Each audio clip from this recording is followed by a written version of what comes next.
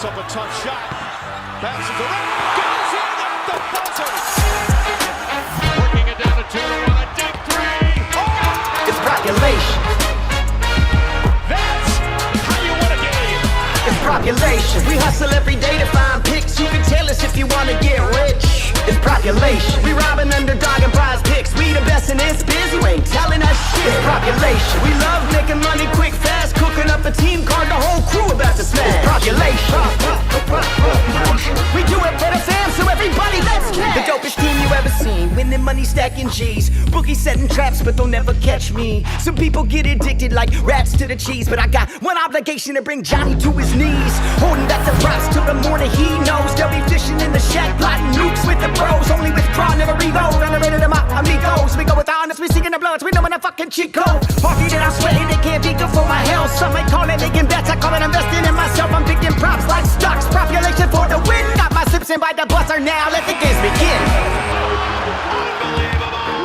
Just perfect. He did it. It's population. It's population. It's population. We do it for the fam, so everybody let's cash.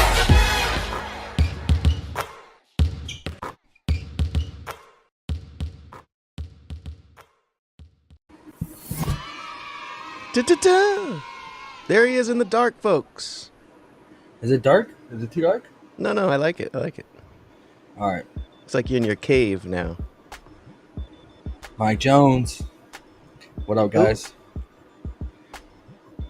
Is that your favorite rapper of all time? He's probably number 2,426.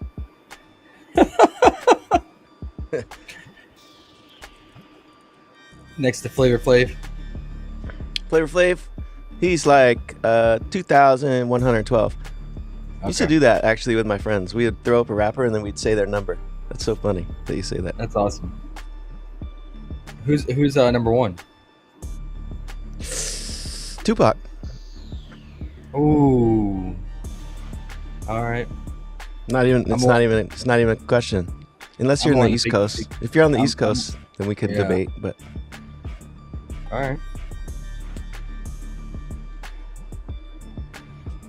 Well, 13 games, man. 13 games. Where are you gonna start? I don't know. How many games do we have tomorrow? I don't know, but yesterday we had 0. We had 1. Did that count? Why do they spread these out, man? Why 3 on Friday? Friday's usually the big slates. Like, why not do like 6 and 7, or I mean like 8 and 8? Well, you know how they do. They don't like making sense. Yeah. Yeah, man. Let's get into it, dude. I mean, we got how many games starting at normal 7 p.m. Eastern? 1, 2, 3 games. And then we have 2 games starting 30 minutes after that. Then all the rest start around 5. Okay. Or 8 for the people on the East Coast. Let's talk about these 3 7 p.m. games. Let's start with the Thunder at Magic. Thunder coming off horrible loss in the Cup game. They shot 5 of 34 from 3. Yeah. Terrible. They did exactly what I thought, though. I mean, the Bucks clogged the paint. They did a lot of drop coverage, forcing outside shots, and Thunder just couldn't hit them. SGA took I want to say 10 threes or something like that. At halftime, Thunder were 1 of 17 from 3, and SGA was the only one on the team to make that 1 3. 1 of 17, 5% 3-point shooting. That's not how you win games.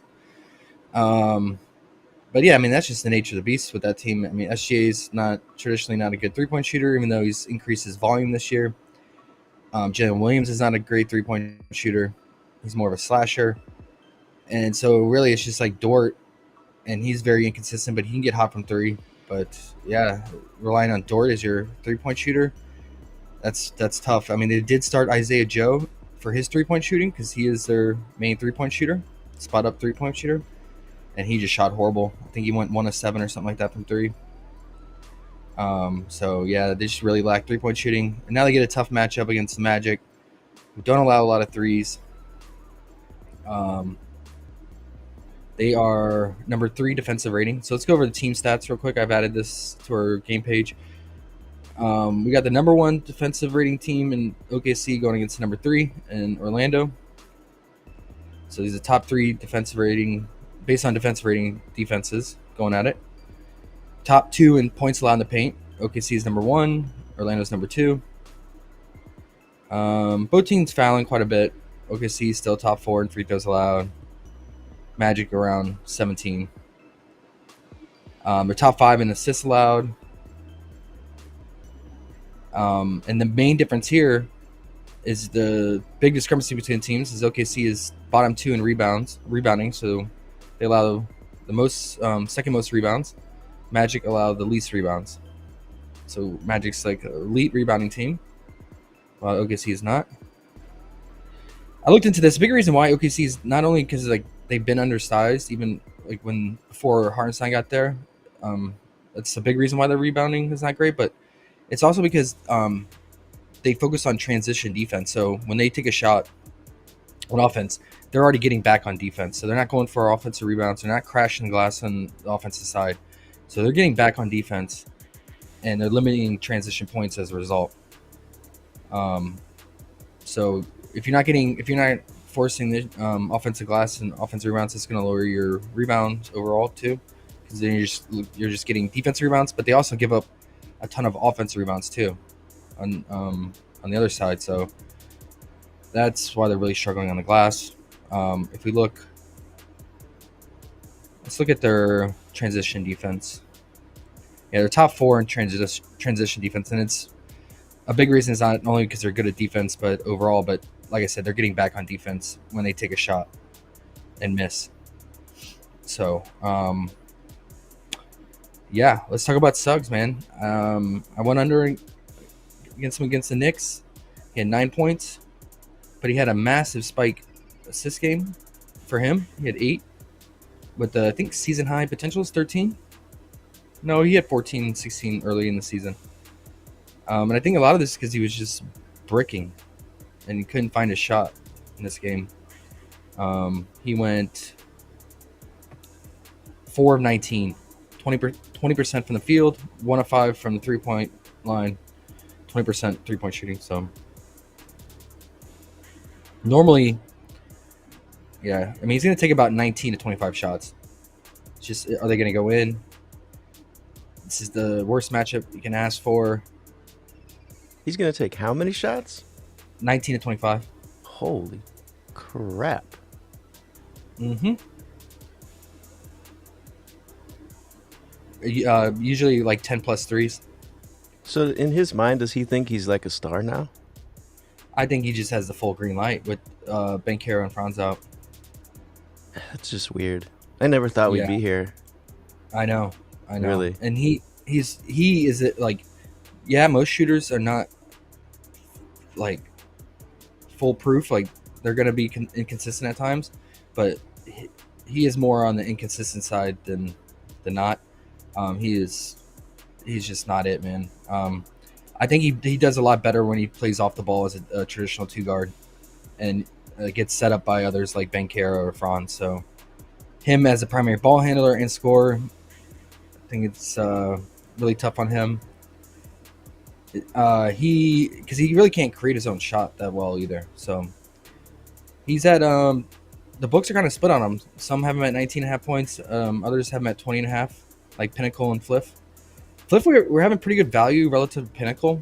Pinnacle is minus 146 on the under 20.5, while Fliff we're getting at minus 115 for the under 20.5. So you rarely see that, because Pinnacle is usually, I think, has the fairest odds and most accurate odds. Them and FanDuel, I think, are some of the sharper books on lines and odds. So whenever you get Fliff at less or better value, I like to jump on that.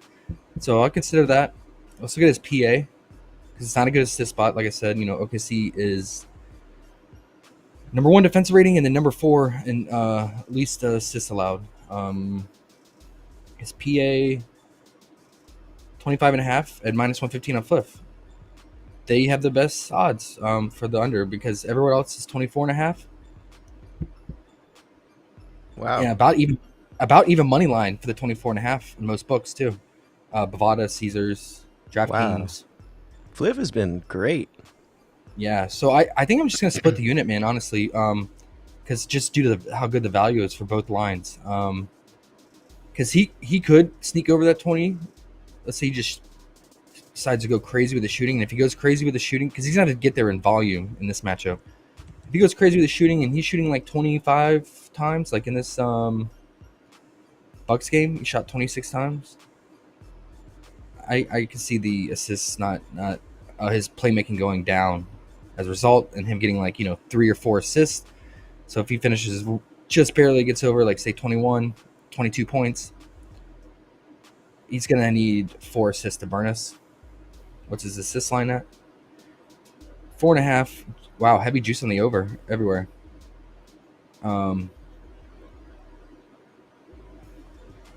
Yeah, he did have a good game against OKC this season, but I will say I watched that game. It was on a Sunday, weird days for NBA, and Franz played in that game. He had 19 points,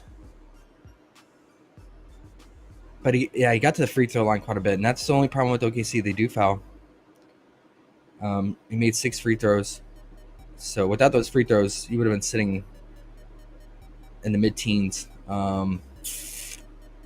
Yeah, I think, and it's also helped having Franz in that matchup, and he got a lot of these points late in the game too, when the game was pretty much out of reach, and OKC kind of let off the gas. He did have 6 rebounds and he had 6 assists. So I wouldn't mess anything rebound here. I never do against OKC taking unders because again they're not a good rebounding team, so I'm not going to touch the PRA. But the PA points, I'm in. Speaking of rebounds, you can always look at Goga here. 9.5 is steep, man. He's always 8.5, like every game. Even with Franz and Bencaro, he's always 8.5. So you're paying the OKC tax. He should have quite a bit of offensive rebounds in this matchup. He had 9 rebounds in just 27 minutes. So if he plays 30 plus minutes, you could feel a little bit better about him getting the 10 rebounds. Let's just check. Let's check. This PrizePicks have a offensive rebound line for him. Because again, OKC is allowing the most offensive rebounds. Okay, his normal 3.5. Honestly, like if he's gonna get that 10 rebounds, he's probably gonna have more than 3 offensive rebounds, in my opinion. So if you're on PrizePicks, I would just take that instead of the 9.5, in my opinion. I know offensive rebounds can be volatile and random, but just do the matchup; it makes sense here. So in the season, he is averaging almost 3 offensive rebound and 4.8 defensive. So again, if he's getting that 10, he's probably going to need minimum 3 offensive rebounds, if not 4.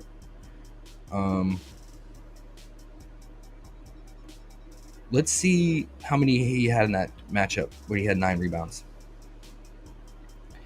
And then we'll move on from the Magic.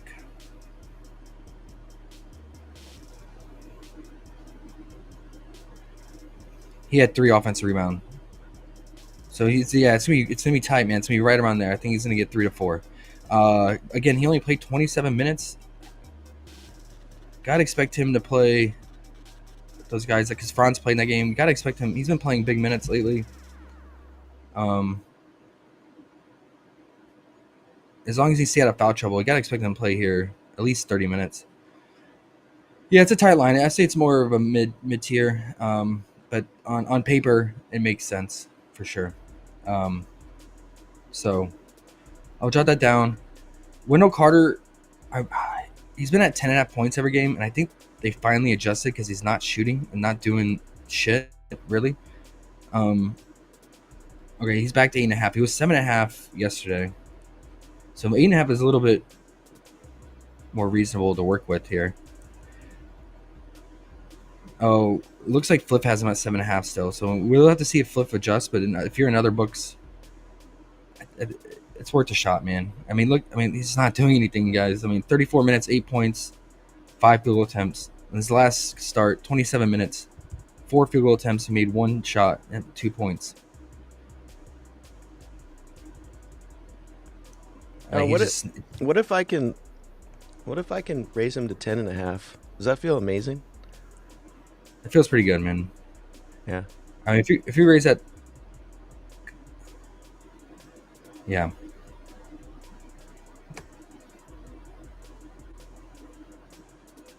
I'm only getting like probably like minus 220 to add to something else. Is it worth it? Yeah. Minus 220. Yeah. I mean, it just depends on if you can find a solid pair that with good odds. Yeah. Well, we have a million games. I'm sure something's coming up here. Yeah. He also gets in foul trouble quite a bit as well. So he can get in foul trouble on SGA. And his minutes are kind of all over the place.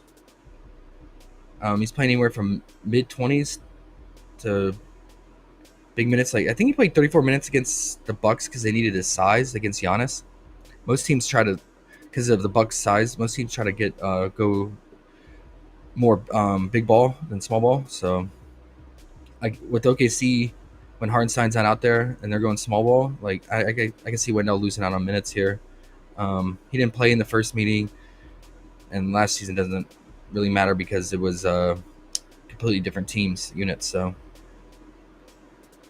yeah, he'd get lucky if he takes more shots today, but let me just tell you his last 5 games: 4 shot attempts, 3, 4, 5, 4. So he's averaging about 4.5 to 5 field goal attempts over his last 5 games stretch here. What feels better to you? 10.5 points under for him, or the PA for Suggs under? Probably Wendell, huh?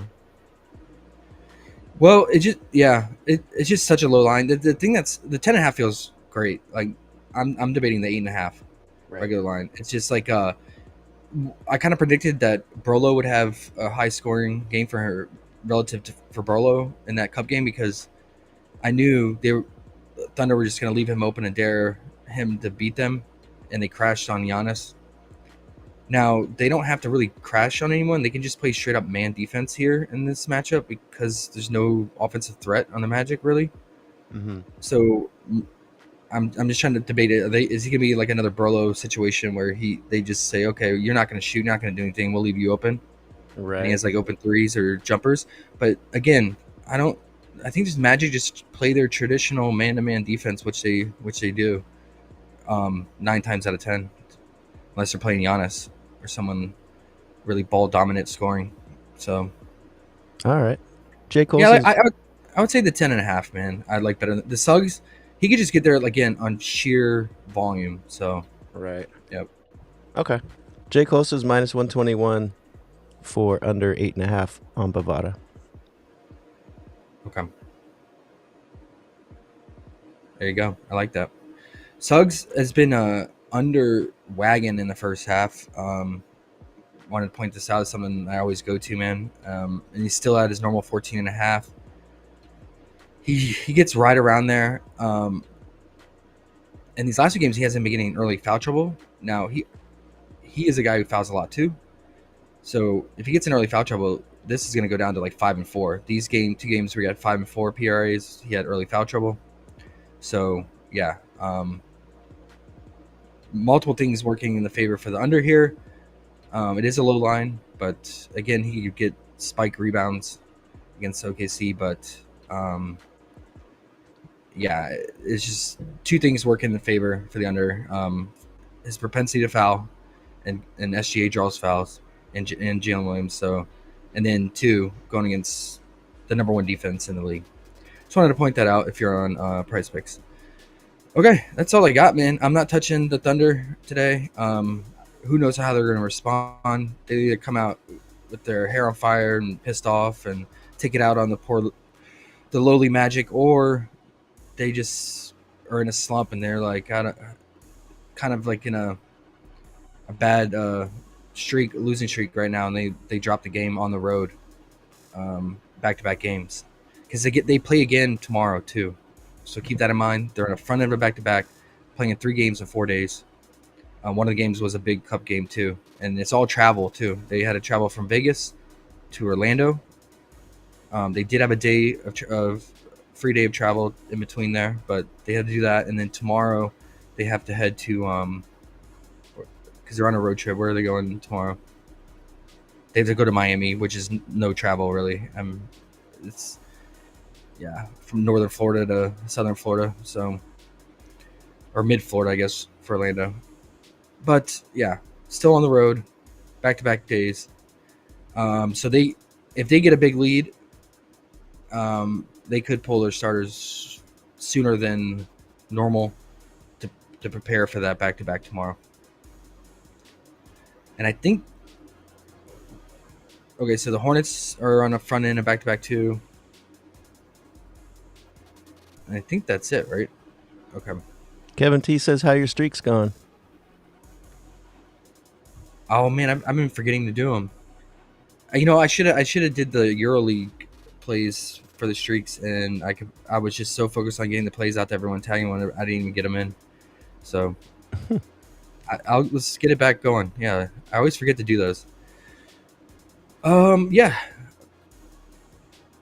I would say Suggs 1A, Wendell 1B. But the 10.5 I would say is absolute number one. If you bump them up to 10.5 points for Wendell. Dope. All right, let's talk about this next game, man. Jazz at Pistons. Pistons rarely see this with them being favored by this much, but minus 4.5 point spread here. Favor of the home team Pistons. 227.5 total. Let's look at the team stats here. Utah, dead last defensive rating. They give it up to every position. Their last 5 games, man, historically bad. Just absolutely getting mopped every game. Let's just quickly look at these. Okay, they lost 144 to 107 to the Clippers. Game before that, 134 to 126. This is all regulation points. This is crazy, man. 144, 134, 141 by the Kings. I mean, this is crazy. The last 3 games, how many points they're allowing. They beat the Blazers. Then they allowed 133 to the Thunder. So their last 5 games, man, that's just crazy. Besides the Blazers, formidable teams, they're allowing 130 plus points, if not more than 140. And that's because they're just getting torched from the 3-point line. The 3-point defense is the worst. So the Pistons 3-point shooters like Beasley, THJ, even Tobias should have an easy time scoring from 3, and then Cade as well. Ivy is out. So I have Malik starting, but who knows? I don't know if they want to play Malik and THJ that many minutes alongside each other. They have played minutes alongside each other, so he could start. Wish I just look out for the starting lineup, but man, it's a great 3-point shooting spot for all these guys. Obviously minus Duren. But yeah, I mean, Cade has been killing it, having a great season, and this you couldn't ask for a better matchup for him. We just saw what Harden did. What did Harden drop? 40 points in just 3 quarters of play against the Jazz. Norman Powell had almost 30 in just 3 quarters.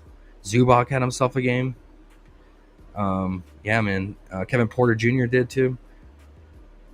Guards feast and 3-point shooters feast against the Jazz. And as a result, playmaking goes up too, because when you're making your threes, you're getting a high assist conversion rate. So I think everything's live for Cade here, man. His assists been off the charts. We said we liked his assists against Miami. He had 18 on 29 potentials. Insane. But he can get the scoring done easily today too. So I thought about the PA. I took it at 33.5 yesterday. I pointed it out because I knew the juice was going to come on him, and I pointed out 2 nights ago, right after the Cup game. I was like, jump on Cade while you can, because I knew the public was going to drive his lines up, just due to the matchup. And yeah, all his lines got just completely wrecked. He opened at 33.5 PA. Now he's up to 35.5. His assists were 9.5 that night. Now they're up to 10.5. Mm. I posted an alt play of him, and it was plus money, and it was for him to score, I think, 20 points, have 8 assists and 5 rebounds. Let's see what the value is now on it. It was plus 105. Kevin said I got up to 9 on the streaks, and Chef Curry missed by 0.5 in that cup game last week. Oh my gosh. That's tough. Oh, the fantasy, yeah, dude. Oh my gosh, that's tough. He couldn't. Oh, he should have just not took that shot and just. Yep. I'm sorry, bro. Let's just look at the single game parlay here, man. How wrecked did the lines get? I tagged you multiple times underrated with these plays. Let's see.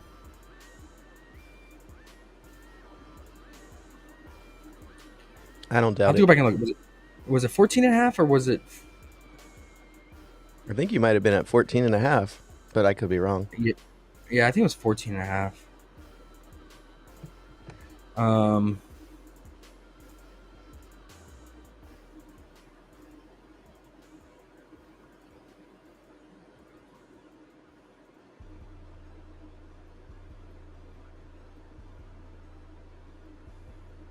Minus 215 now.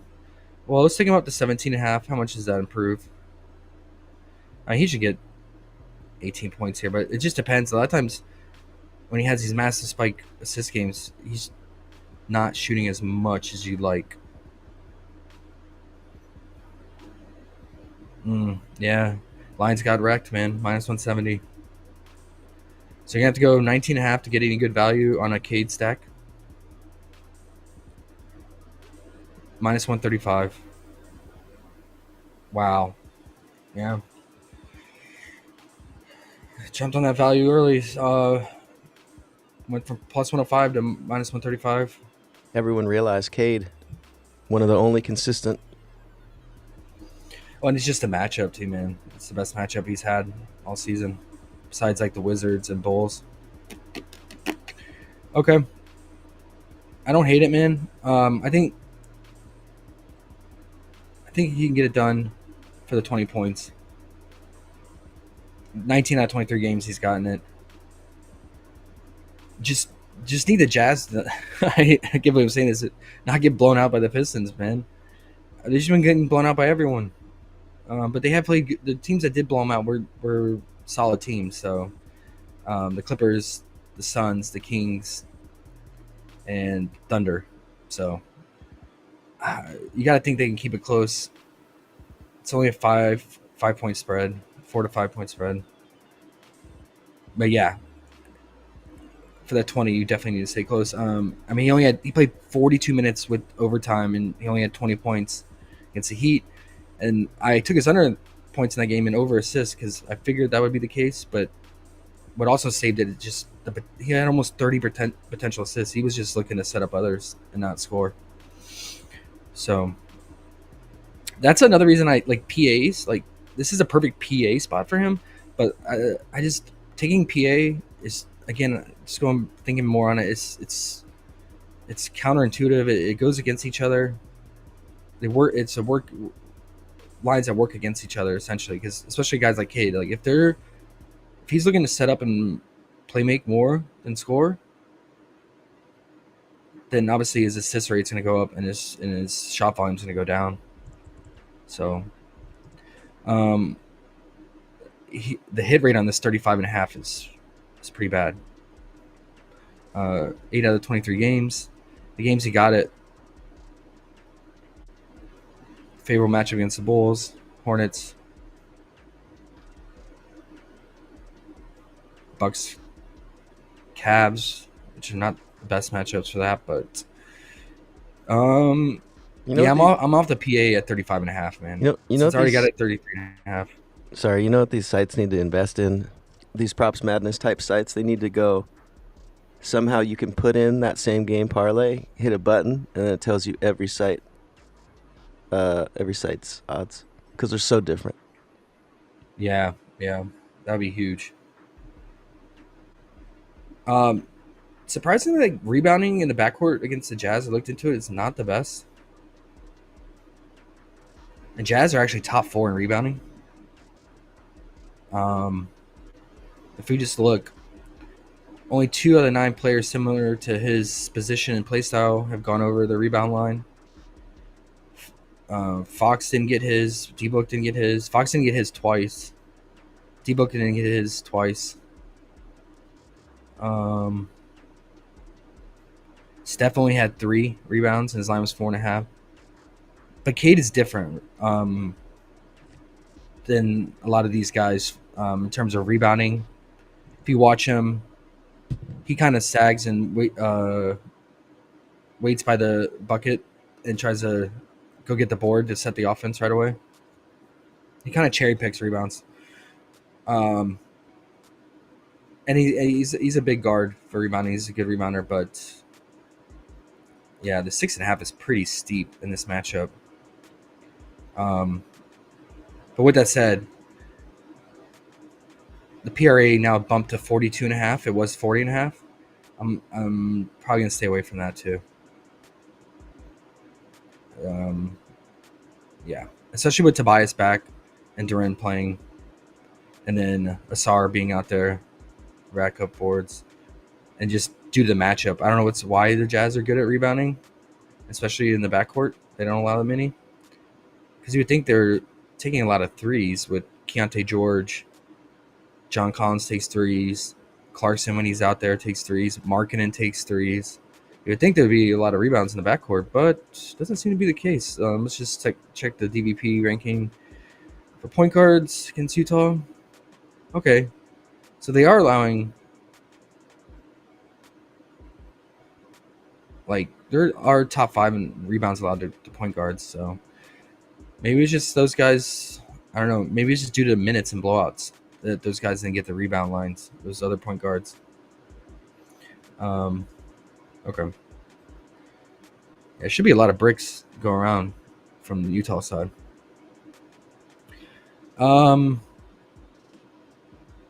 Kessler, 9.5 points is doable against Duran. I think he could pick up more minutes. He should play all the minutes that Duran's out there, but Duran doesn't play that many minutes. I noticed last game Utah got blown out. He did not play in the 4th, which he normally does even in blowouts. So he lost out on minutes, and he still got his points. Is it still 9.5?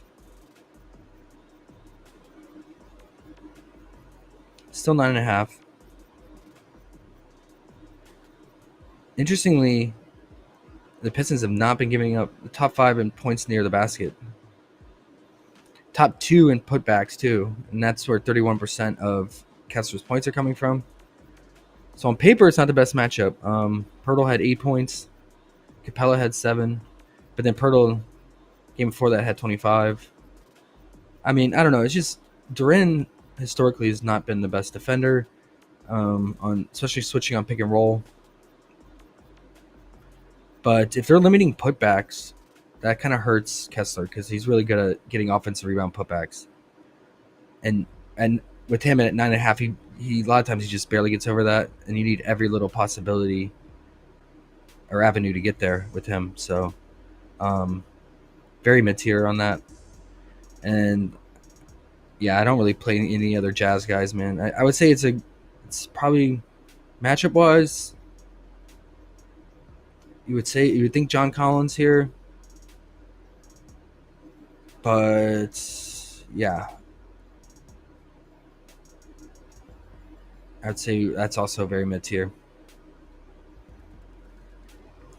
Looks like, I mean, guys like Clarkson, Sexton probably have the best matchup.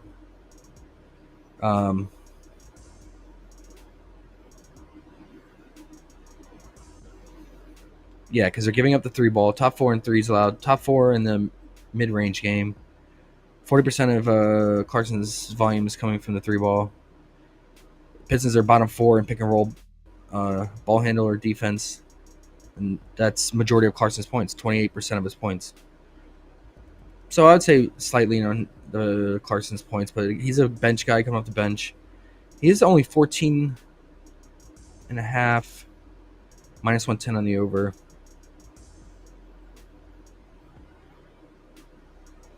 Yeah. It's not bad. And maybe he's more of a second half kind of player. So I maybe consider, if you're live betting, take his second half lines. But I just, Jazz are nasty to touch, man. Last thing to touch, and we'll move on. I spent the most time on this game because it's probably most interesting for stacking, for SGPs or anything like that. Beasley, if he's confirmed starting for IB, he had 28 points. IB was out that game, took 13 threes, made 7 of them. Great matchup against the Heat, who give up a spot-up three-point shooting. And then now he has probably the best spot-up three-point shooting matchup here, which is why we like Norman Powell in that matchup. And we saw Harden with his spot-up three-point shooting torch him last game. 17.5 points is steep, though, for Beasley, man. He's averaging, 16 on the season? Yeah, he's averaging 16 points on the dot. But it's just due to the matchup. We're paying the tax on it.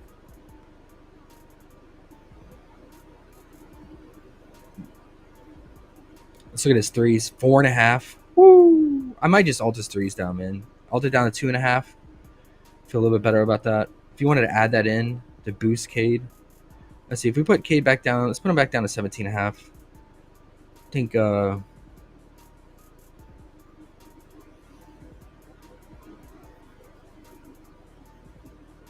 yeah, feel much better about that. And then let's go with Beasley. We can either do his all points or his threes here.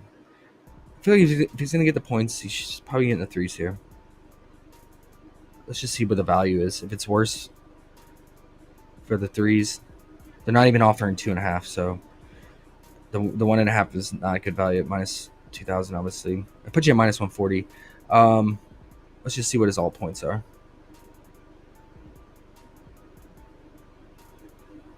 All right, much better value at 9.5 for minus 1,000 than 1.5 threes. That's minus 130.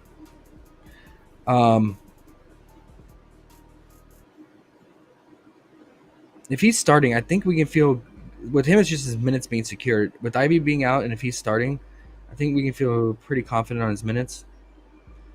If he's playing 30 plus minutes, let's just give it. Let's be conservative. Let's give him 26 or 28. Let's give him 28. Let's get in this 9.5 in every game but one against the Lakers.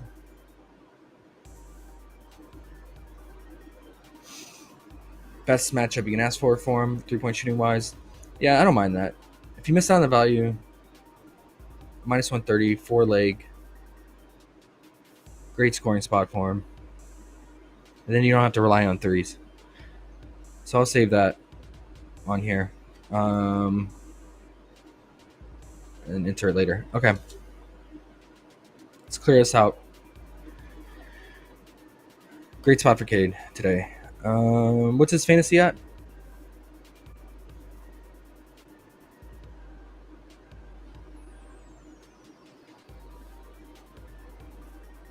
$50. Wow. I got projected for 45, guys.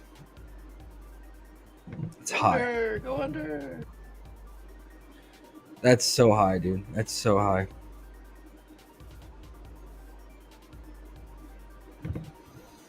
All right. Next on the docket. Did I miss anything? No, we're good. Before you get there, Hornets. J. Cole says, can you look at 8 points for Kess?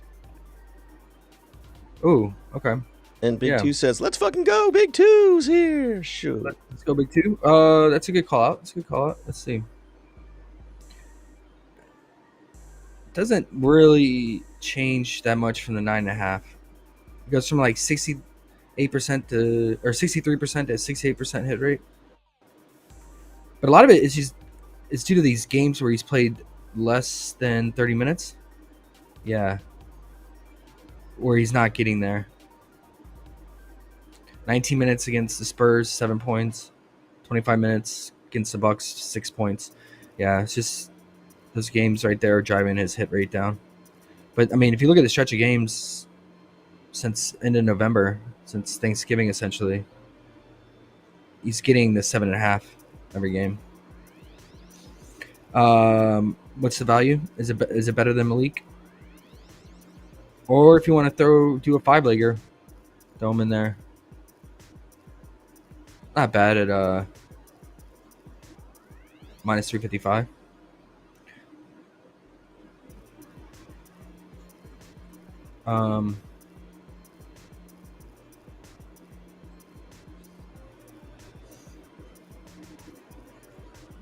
Both these teams are top 5 in rebounding.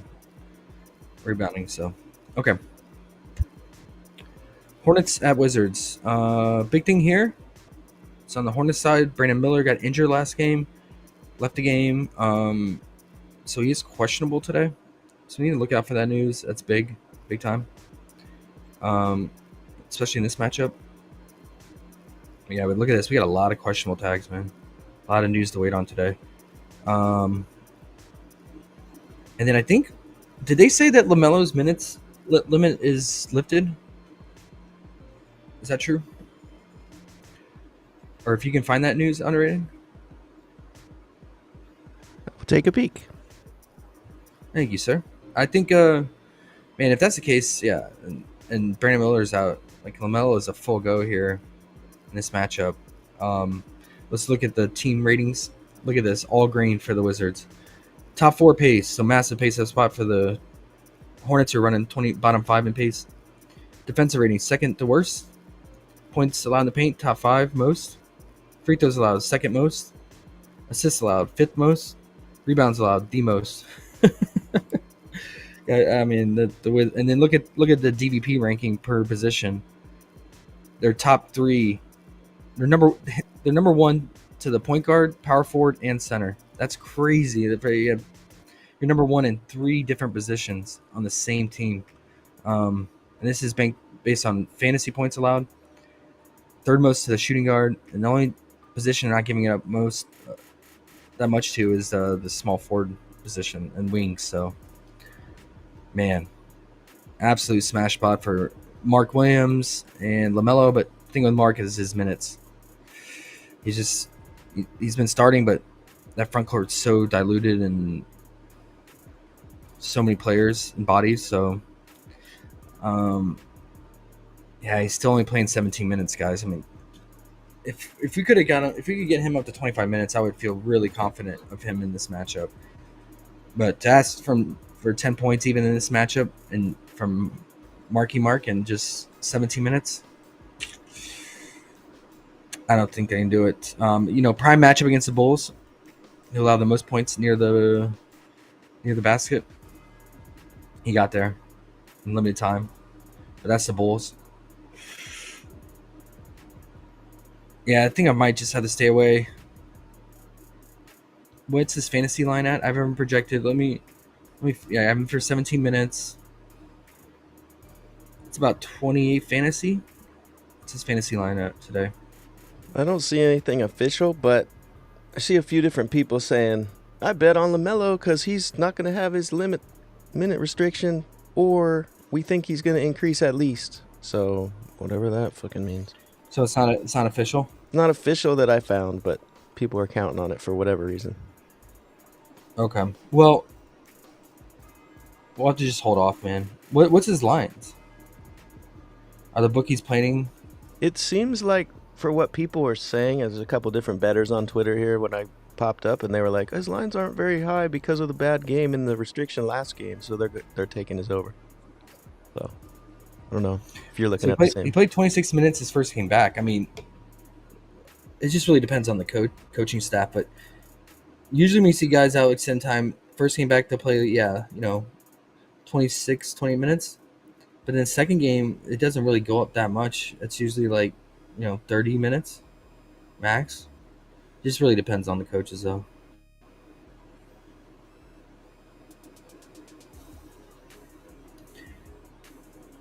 Maybe the news will come out, you think? They'll drop some he's not on a restriction type news. Yeah, we'll just have to search Hornets beat writers, Twitters, and things like that. They might have some insight. If he was a full go, his point line in this matchup probably would be 28.5. So I think the bookies think he's not getting full run, is what I'm trying to say. Now, if Brandon Miller is officially ruled out, does it go up more? Yeah, probably goes up 27.5. But I mean, yeah, on the season, you're talking about a top 5 scorer. He leads. He's top 5 in scoring this season. Points, or he was. Oh, he's number 4 in the season, averaging 30.2 points. That's crazy. I mean, he hasn't played that many games, so it's kind of skewed by just like averaging limited sample size.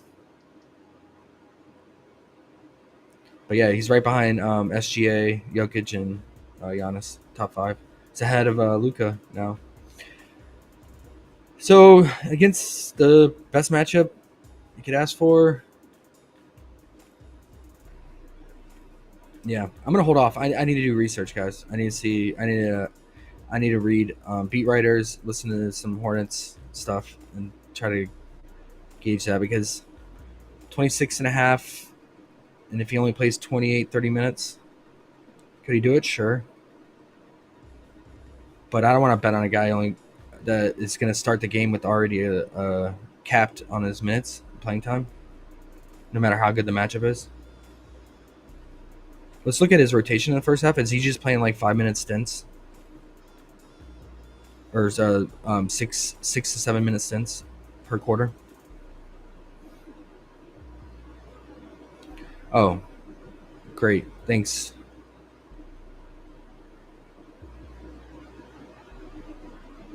Add more funds. Looks like we're going to popcorn machine. Add more funds. Dumbest name ever. So desperate, isn't it? It's weird. It's like, what? Why? They're that desperate for donations.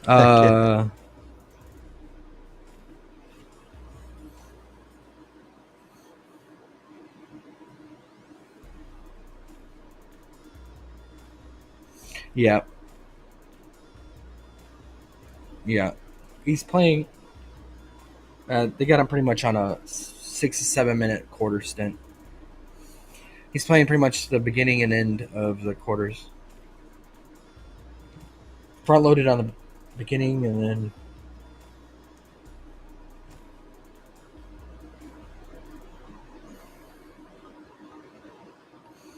I think the only thing maybe that changes today, if he is still on a limit, is that maybe he starts the fourth. He didn't start the fourth quarter.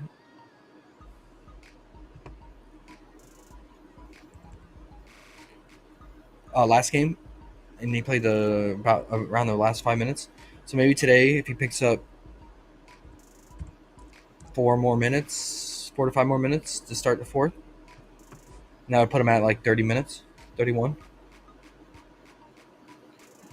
Why popcorn machine too? I don't know. I don't know, man. It's a phenomenal spot for him. They're not offering fantasy lines for Hornets because they're probably waiting on the Brandon Miller news. So let's just look at the matchup here. They're fouling a lot, obviously, Wizards, and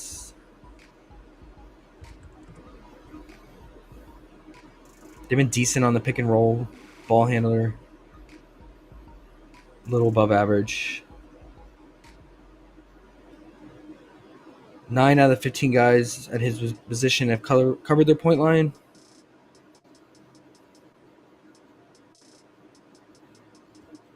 Whatever reason, Donovan Mitchell does not do well against the Wizards. 19 points and 20 points. What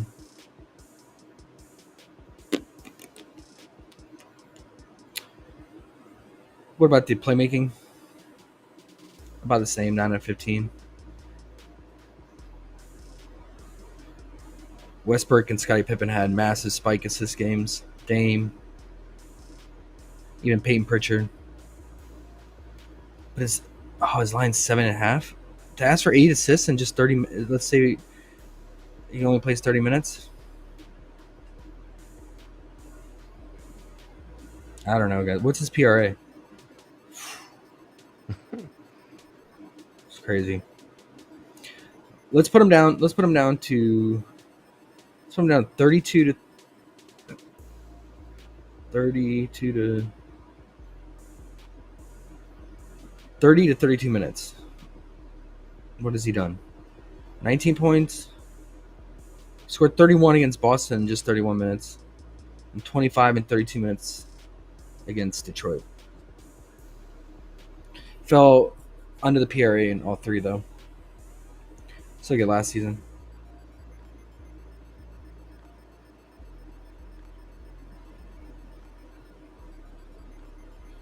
He only got the PRA once last season when playing 30 to 32 minutes. What about the points? Only twice. Yeah, guys. You're really just banking that he plays more minutes. I would not feel good about him only playing 30 minutes to 32. If he plays like 30, 31 minutes, just based on the data, like looking at last season and this season, even if the matchup is really good. Yeah. So I'm going to hold off. If he's a full go, then I definitely think obviously you can consider him for sure.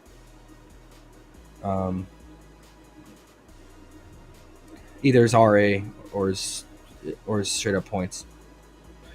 The Wizards are favored now, aren't they? That would be funny. I think it's the first time all season. AOD's here. No, He says, sorry. love you, bastards. Charlotte's, what's that? He said, AOD's here. He said, love you, bastards. Big prop, big underrated. No lube tonight. What up, bro? He said, What up? woodshed the bookies with no lube. J. Cole put a skull emoji after it. Goblin Pick says, waiting to eat. What's up, Goblin Picks? What up? Yeah, so this game's a wait and see, man. Malcolm Brogdon's back. If Brandon Miller's out, pretty good matchup for him. But yeah, the Wizards are nasty, man. Playing the Wizards, yeah. It's like settling for some bunk fast food when you're starving. Yeah, I don't know, man. Or you got the munchies. I'm gonna stay away. But Brogdon, depending on what his line, if they're really low, and he's coming off a rest, so he's well rested as a vet. Sometimes it's really good to catch guys as when they're on rest. 9.5 PRA is crazy, dude. That's so low in this matchup. I might have to consider that. What's his first half points then? It's normally 7.5, 6.5. All right, I'll consider Brandon Miller's out. Brandon Miller's out. The 9.5 PRA is tempting for sure.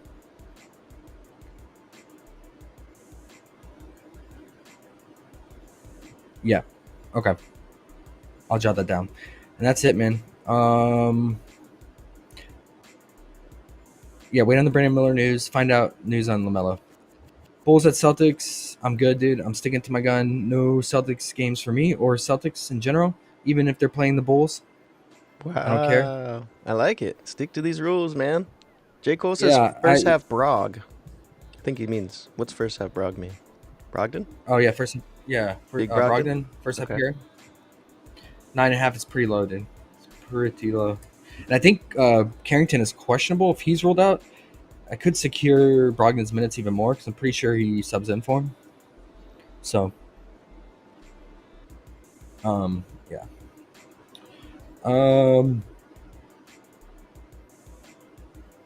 Yeah, Giddey's questionable. Porzingis got injured last game, left the game, didn't return. He said he's going to play today. Phenomenal spot for him. Absolutely phenomenal.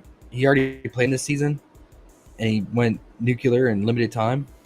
Let's take a look at that. And then I'm moving on from this game. With all these other games available. Yeah, 21 points in just 25 minutes. I think it was his first game back. Or debut on the season, if I'm not mistaken. No, second Sorry, second game back. 25 minutes, 21 points. It's crazy. They were fully healthy in that game, just like today. So, yeah. If he plays, maybe I'll alt his points down just because of blowout concern. I know he got 21 points in 25 minutes last game, but he's going to have to shoot super efficient again. He had 5 free throws, 2 threes, went 7-11 from the field. I would consider the alt down or alting his threes, 1 3 made, because it's at 2.5. But I would just probably alt the points down. And that's it, man. I'm not touching anything else. Jaylen Brown, what happened to you? Ever since we took him that one day, he's just done scoring, I guess, huh? 11 points against the Wizards. Don't even look. Minutes? Don't even look. He's in the permanent ban channel with the rest of the Celtics. Just Yeah, he leave can him live in there, there. my guy. Lock and key. See you later. Bye-bye. We don't even want to talk to you or bye-bye. look at your green bars, red bars. We don't care about you either. Pritchard, get out of here. Yeah. Um, Payton, good spot for him. He went off scoring and playmaking. but blowout. you're stuck in the blowout. casket.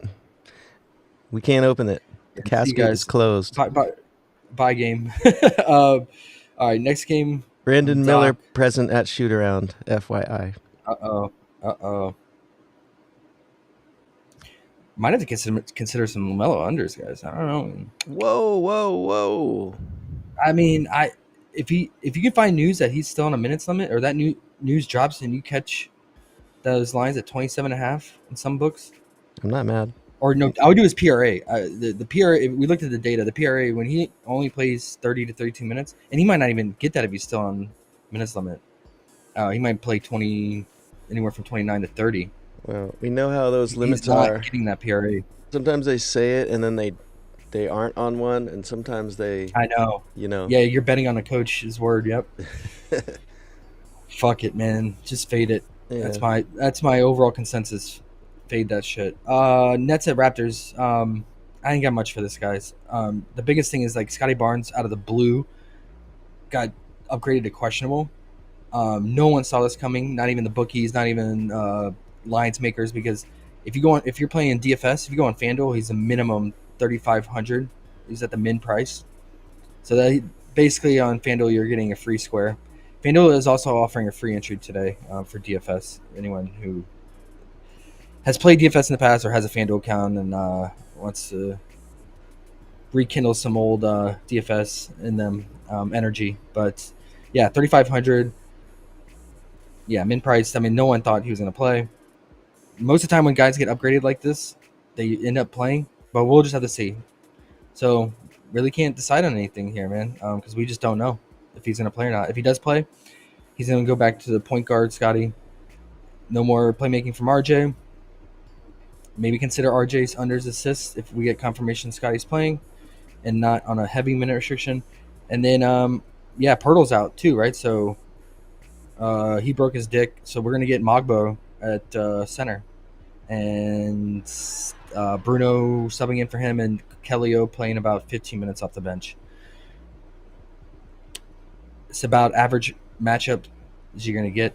Both teams foul at a very high clip. Both teams top 3 in free throw attempts allowed. Should see a lot of fouls in this game, which is going to lower assists even more on both sides. Both teams are bottom 5 to 10 in defensive rating. But yeah, Brooklyn's dead last in pace. So, it feels like a very mid game. Totals mid to low, and yeah, we don't know Scotty news, so look up for that. And obviously, Dennis Schroeder is gone from the Nets, so we get Ben Simmons again.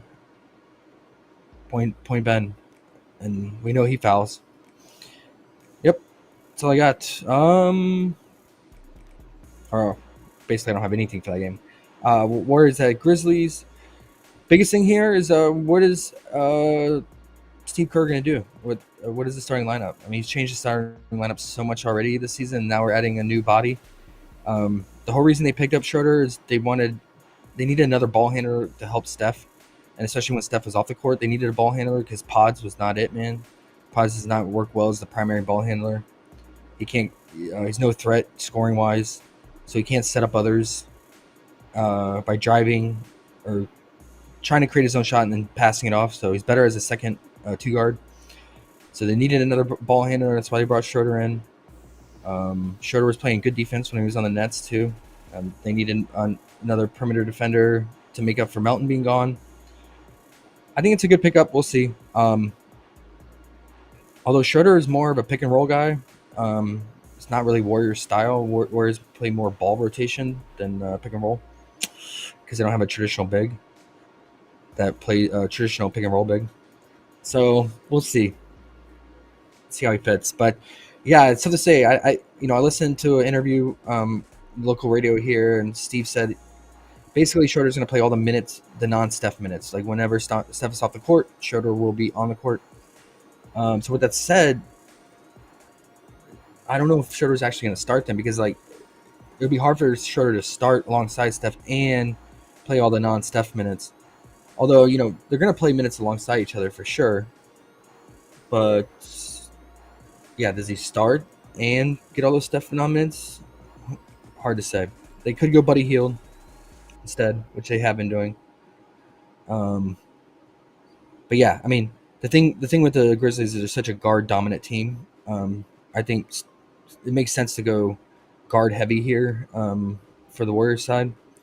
So Looney probably won't start. I could see Draymond starting. They could go small here in this matchup, both teams. So yeah, we just have to wait and see who starts, man. I noticed what the Grizzlies have been doing to make up for Ja's defense, and Ja's questionable too, by the way. But if Ja plays, to make up for his really bad defense, like he's one of the worst point guard defenders, they've been trapping a lot the primary ball handler and scorer. So I can see that, and Steph has been just getting absolutely trapped. And another reason why they added Schroeder. Yeah, he's just been having to deal with traps nonstop, so his scoring has gone down and his assists have gone up. Yeah, it all depends if Ja plays.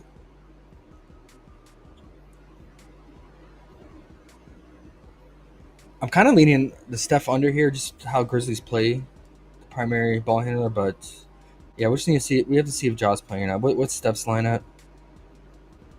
23.5. It's pretty low for him, man. He's always like 24, 25.5.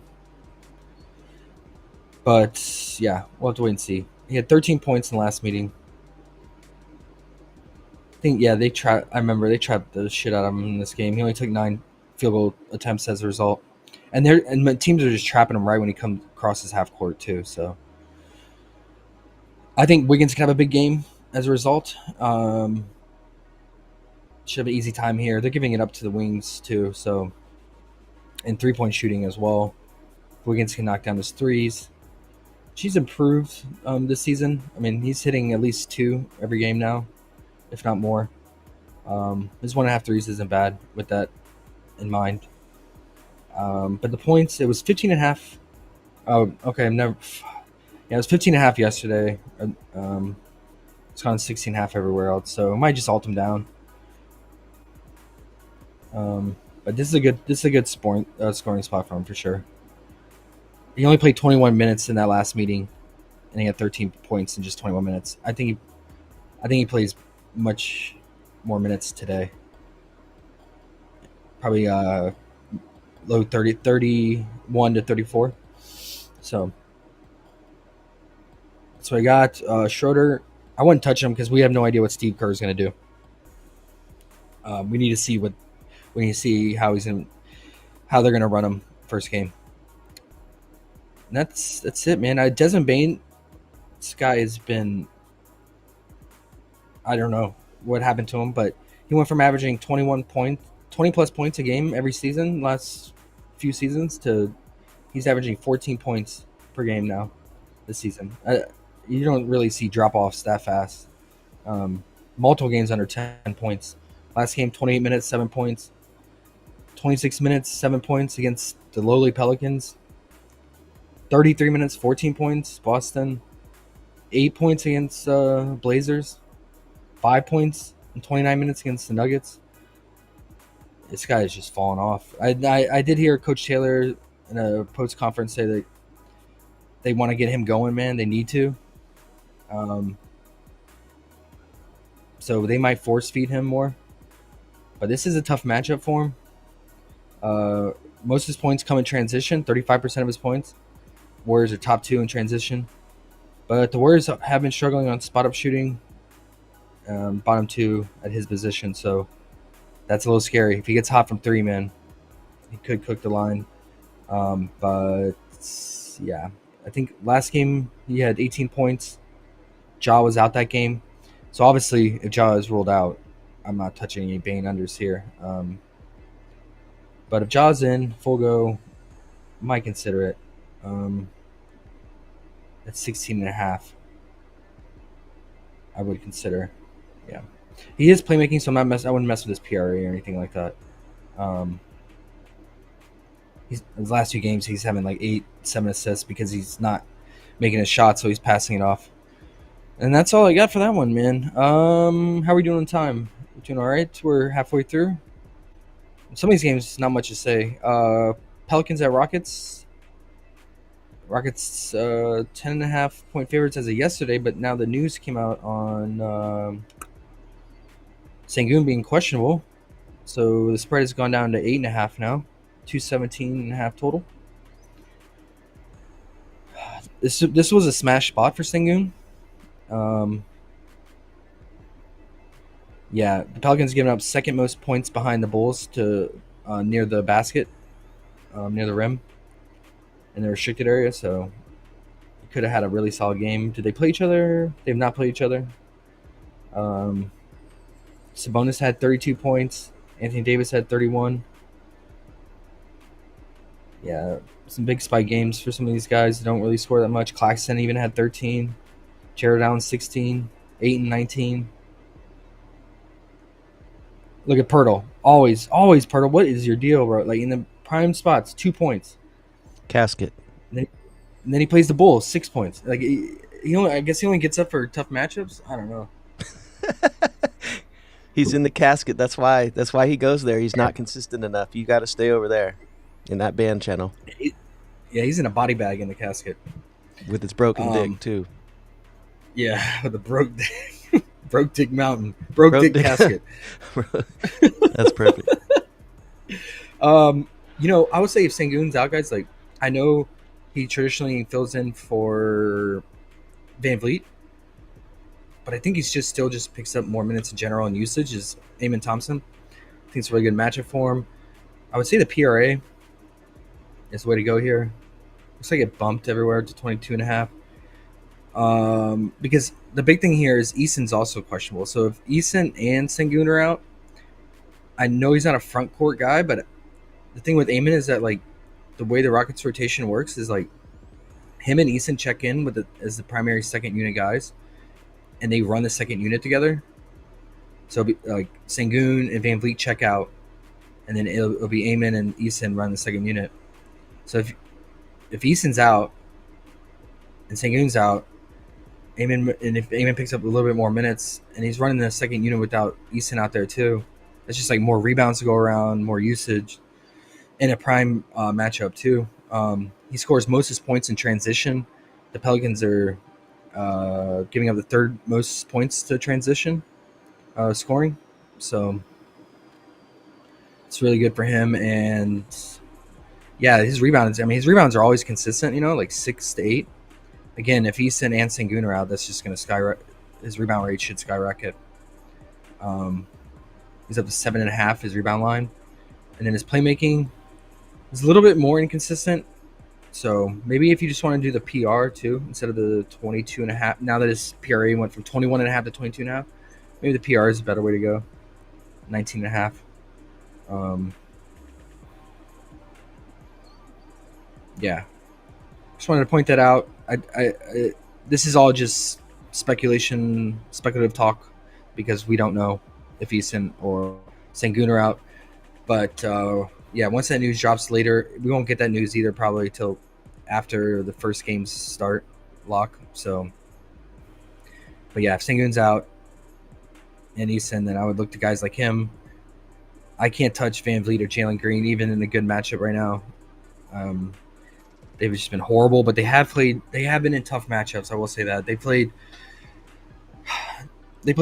T-Wolves, Thunder, Warriors twice, and Thunder again. So Warriors twice, Thunder twice, and then they played Timberwolves. But then the games that they didn't play those teams, Jalen Green had solid games. So I don't know. Jalen Green, this is a massive down year for him, and especially Van Vliet. Van Vliet shot 3 of 15 against the Thunder, 3 of 13 against the Warriors. There was speculation or talk about him playing injured. The Rockets turned down that conspiracy and said he's fine and he'll continue to be the starter. So who knows? They lie. Coaches lie. Organizations lie. So especially if they're trying to trade him, right? They're not going to say, yeah, he's injured. Now let us trade him for draft picks. Give us your draft picks, right? So something might be going on with him, or maybe nothing's going on and this is his turnaround bounce back game, because it's a perfect matchup for that against the Pelicans, who are 28th in defensive rating, third worst defensive rating. They're allowing the second most points in the paint, third most assists, and third most rebounds. All that's lining up nice for Eamon Thompson for sure, especially if he's going against the second unit, which is even worse for the Pelicans. Yeah. So I'm gonna jot that down. But if Sengun does play, you can definitely consider him as lines if they're not too juiced. 19.5 PR. And I always like his fantasy too. The guy racks up stock. So if we get fantasy, definitely look out for that, man. Looks like we already have Rockets fantasy, which is kind of surprising since those guys are questionable.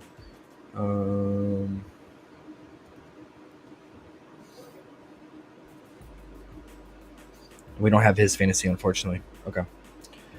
Okay. And that's it for the Rockets. And the Pelicans, I think we can definitely consider unders here. So Rockets are number 2 defensive rating, right behind the Thunder. They allow the least assists, number 1 against assists. And they're about average against points allowed in the paint. Let's see how they match up against good old McCollum. CJ has been a yo-yo up and down all season.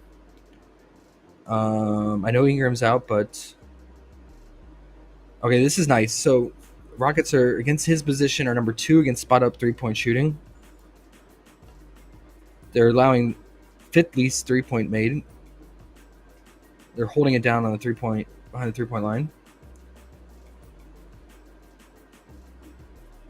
Only 4 out of the 15 guys at his position covered their line. So I'm thinking either the points or the PA, man. So he's had some fake assist games in here, but it's just because it was just a high conversion rate. Like, look, 7 potentials, 5 assists converted on 7 potentials. Like, that's not gonna happen often, man. Like, guys aren't gonna make every shot you pass to them every time. 6 assists converted on 8 potentials. Like, nah. Probably see more like here. The last 2 games, 5 potentials in both games. 2 of 5, 3 of 5. So we can definitely consider the PA as well. It was 24.5. That's unfortunate. Bumped down to 23.5 from yesterday. I had written that down. And his points, are they 19.5 everywhere? Or 20.5? So his assists are 3.5 and his points are 21 or 20.5. Yeah, I guess that's about right for 23.5. Maybe it's just straight up points, man. I don't know. It's minus 130 on Fliff, minus 134 on Pinnacle for the under. It's just a bad matchup. Pace down. Or it's the average pace. Well, Cash 19.5 total. Cash Moose's points. Who? Musa? Mm-hmm. What's Mike Jones doing? Mike Jones! AOD says casket, motherfucker. J. Cole Mike says Jones in the casket? I'll check. J. Cole says he's not getting any calls after they disrespected that official. Who? Not sure who he's talking about. But he said he's not getting any calls after he disrespected that official. You must have said something about somebody not getting calls. Uh, I'm not sure. was he talking about CJ? Possibly. It was. Yeah. He's so bunk, man. He is. I used to try to like him when he was on the Blazers, but it was hard. J Smooth 801 says we need 3 from Mike James. Who? Mike James. Oh, J. Cole, he meant Van Fleet's not getting calls. Big Walter only has 2 points. Big Walter T. So you're good with him. Well, 2 points, that's it? Yeah, that's what okay. that's what I'm getting here. Yeah, guys. Basically, yeah, I mean, you're CJ's saying really quit just betting on striving- NBA, just bet on EuroLeague. That's what you're saying. Oh, right. No. I mean, the games that he's getting there are his points is teams that give up spot up 3-point shooting. Essentially, no surprise. The Hawks allow the most 3-point attempts and 3-point made. Suns struggle on the pick and roll 3-point shooting, and then the Kings, who top 2 and spot up 3-point shooting allowed. So this is,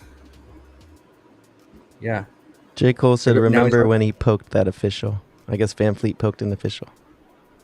Oh yeah, I know he's talking about. Yep. Yeah, he's bunk too, man. That's it. I'm not touching any of these other guys, man. All the lines are lower than normal because of the matchup. Mm-hmm. Okay, Hawks at Spurs. Hawks still top 3 in pace. They're allowing 7th most assists. Bottom 10 in rebounding. They're holding it down in the paint, though. 7th in points allowed in the paint. And then the Spurs are average everywhere. Best way to beat the Spurs still, though, I think pretty much is in that mid-range sweet spot. Let's take a look. Pretty sure. Yeah, they're still last in that mid-range. In the mid-range game. But Hawks don't really have any mid-range snipers, man, right? Trae Young, he's all 3-point shooting or driving to the basket layups. Jalen's same thing, 3-point shooting, scoring near the rim. DeAndre is just 3-point shooting or scoring near the rim. Yeah, everyone's like less than 10% from the mid-range. I guess Bogdan is probably the most. Yeah, Bogdan. Big news here though, Kongwu is out. So Clint's minutes a little bit secure, but we've seen a Kongwu out already this season. It's not like Clint plays crazy minutes or anything like that. So he's probably still, around 25, 26 minutes. Matchup wise, it's about average. A little scary also Wemby out there, man. With his length to cover the court and how slow Clint is. The Spurs are struggling on pick and man roll on the roller, and Clint that's where he's getting most of his points. So the Spurs are bottom 2 in that defense. Spurs are allowing the 4th most putback points, that's Clint's bread and butter, right? What's his point line? 10.5? Probably Altum, man. 10.5 is too high. I only played Clint when he's like 9.5 or less, so we Altum down to like 7.5 or 9.5.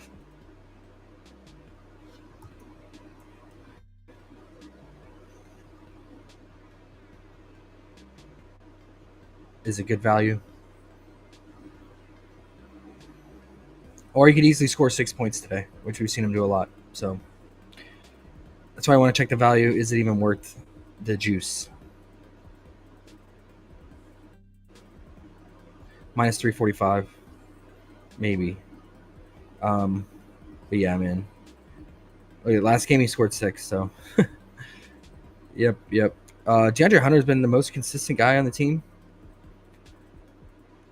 So don't hate it. With him, it's free throw shooting has been getting in there a lot too, right, lately. But the Spurs don't foul, man. So I'm probably off of him, to be honest. And then, yes, Spurs wise, I think Vassell has probably the best matchup besides Wemby for their 3-point shooting. We know the Hawks give up the most 3-point attempts, so yeah, yep. So if you want, you can look to Vassell's 3-point made 1.5. There's juice on the over on DK. Everywhere else is 2.5. I would just alt it down to 1.5, and then Wemby. We know his 3-point shooting has gone way up this season. Most of his scoring is coming from 43% of his points are from the 3-point line. Great 3-point matchup here. They've not played each other, correct? Nope. Okay. But his 3-point shooting, it's kind of a little slump, a little bit lately. You went on that streak.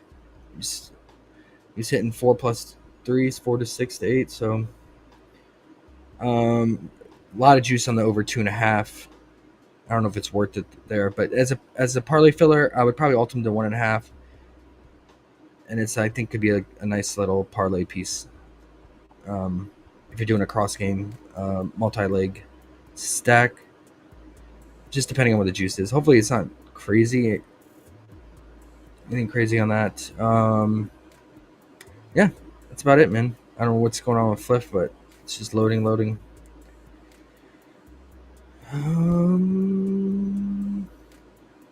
Minus 390. Okay.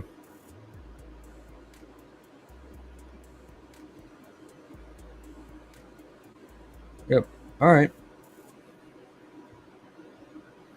Next. Almost there. Clippers at Mavericks. Luka is out. Kyrie remains questionable. I have not read any reports. I don't know if Kyrie's on track to play.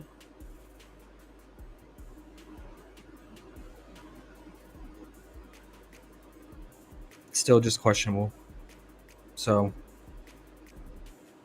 can't really do anything here, guys, with this game. We need to confirm that Kyrie's actually playing. I assume he is, but him and Luka were on the injury report since Tuesday night. So yeah, I don't know. If he does play, then I expect Quentin Grimes to start alongside him, and then guys like Jaden Hardy pick up more minutes. Najee Marshall. Yep. And the Clippers. Everything the same with them except Derek Jones remains out. I think he's close to returning. I have to check on that. And then, yeah, spot average matchup head to head. I think the only interesting thing, is if Luka is out and Kyrie plays, and Kyrie's fantasy or assists or anything like that. But it's an average matchup, man. Yeah. How much did the total go down with Luka news? Wow, went from 227 to 223. Okay. Dallas still favored too. Interesting. With even with Luka being out. All right, next game on the docket. Pacers at Suns. Bunk Pacers, man. I got my dates circled for them. Yeah, give me KD here, man. Like, KD should torch him here. No one can match up with him on the Pacers. Has his lines moved that much?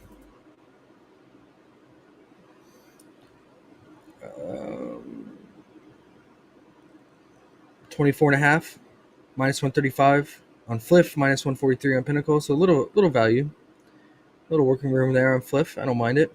Only concern is blowout. I mean, Pacers, they can get blown out any minute or any moment. But yeah, I think he did open at 23.5, so got juice all the way to 25.5 in some books. Wow. Okay, so 24.5 is what we're gonna have to work with. Could alt him down to 19.5 and feel pretty good about it too.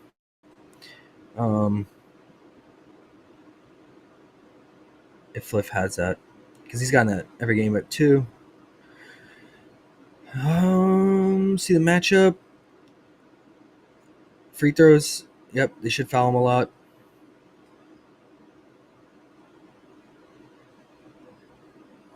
Pacers is allowing top three in points near the rim. KD's getting a lot of his points there, and in the paint. And then look at his position. 8 out of the 9 guys at his position have covered their points with a 26% differential. It's crazy. Scotty Barnes, RJ Barrett, Franz twice, RJ Barrett twice, Brandon Ingram, Tatum, Banchero had 50. Yeah. Trey Murphy had 24, Cam Johnson 26. Even Herb Jones had 19. It's a great spot for him. Good spot for Beal at a low line. He was 15.5 points yesterday. Looks like he got juiced at 16.5. Kind of sucks. Yeah, it's a good matchup for him. All these guys, man. All these guys. Could mix and match, man. But Beal's not bad. He felt much nicer at 15.5. Felt really low with them being healthy now. Yeah, assists. Now that they're fully healthy, I wouldn't mess with Tyus anything, but yeah. And the Pacers, I'm just fading them. It's a good matchup for Halliburton on the pick and roll because Suns are still bottom 3 in pick and roll defense on the ball handler, so can't do any Halliburton unders here, but I hope he stays under every time against them. So, and the Pacers in general. Yep. But he has looked healthy. So maybe he's gotten over that back problems or hamstring issues that he's been dealing with. He's put up points last few games, but favorable matchups against the Sixers and Pelicans. Siakam, man, his points are way down. 19.5. That's too low for me. Consider the under there. All right, that's it, guys, for that. KD, Beal. If I had to rank it, I would say KD number 1, Beal number 2, just due to value at that line. 16.5, and then D-Book after that. Okay. Knicks at Timberwolves. We're almost there. T-Wolves 2.5 point favorites at home. 213 total. Really, really low total here. Big news on the Knicks side. Josh Hart is questionable, and that's it. Everyone else is a full go for both teams. But the main thing here is we got double revenge narrative, right? We got Julius Randle going against his Knicks, and we got big cat, Mr. Purr, a big Purr, returning to the Target Center in Minnesota for the first time. So I'm sure there'll be a tribute video. Or maybe they say F you, cat, since not all the T-Wolves fans didn't like him. But I can't imagine an organization not doing some type of little tribute form. But yeah. We get big Cat revenge game here. On paper, not the best matchup for Cat, but he could easily cook Gobert. We know Cat likes to shoot from the outside. Gobert is not fast enough to switch over and cover the perimeter, so if Cat's shots fall, then he can score. But his scoring has gone down lately. This would be the game, maybe extra little motivation to get him back up on the scoring charts, but he went through the stretch of games where he was scoring a lot more, right? But some favorable matchups in there with the Bulls, the Nets, and the Wizards, and then the Nuggets, which we know bleed points to big. So, and then he's had some tougher matchups against the Magic twice, Hornets, who haven't really given up the centers, and then he hits the T-Wolves. Number 4 defensive rating, 17th in points allowed in the paint, bottom 4 in free throw attempts, 3-point attempts, and bottom 3 in assists allowed, and bottom 9 in rebounds allowed. So they're not allowing many rebounds, assists, free throws, 3-pointers. Yep, their defense has definitely improved back to looking at how they were last year. But sometimes motivation outweighs metrics and defensive metrics and things like that. So we'll just see. I think Cat would, I think he wants or has something to prove, man. Because the fans, they were very vocal about it too. Like if you listen to T Wolves podcasts, beat writers, and like the fan, everyone was just always down on him. How he didn't show up in the playoffs, how he was weak. They called him weak all the time. So I think he's got a chip on his shoulder in this game. But yeah, it's just a matter of do you trust Cat? His rebounding is up crazy. Wow, they pulled it in most books. It was 12.5, now it's 13.5. His rebounding's been crazy, but off the charts. Last Mike 5 games, Jones, Mike James. There you go. he cleared. What do you do? Looks like it. Jalen Carter Music is tagging you. You cooking real spicy today, he said. Right after he typed Mike Yep. James in caps. Yep, we're cooking with bacon grease. There you go. Look at this rebounding underrated. What the hell is going on, man? Like, I want to look at last season, dude. Like, let's look at last. I don't know, man. Maybe he's just like, maybe he had some type of, thing where he looked at himself in the mirror or something. He did something. He said, "Look, I'm Cat. I've been called soft. I got a new start, new team. Took him a while. Now he's there. I don't know, man. I don't know. Usually give players like that another chance, though. Yeah, I don't know, man. Look at his rebounding. Look at last year to this year, bro. Now he was playing alongside a Gobert, so that is not a fair comparison. But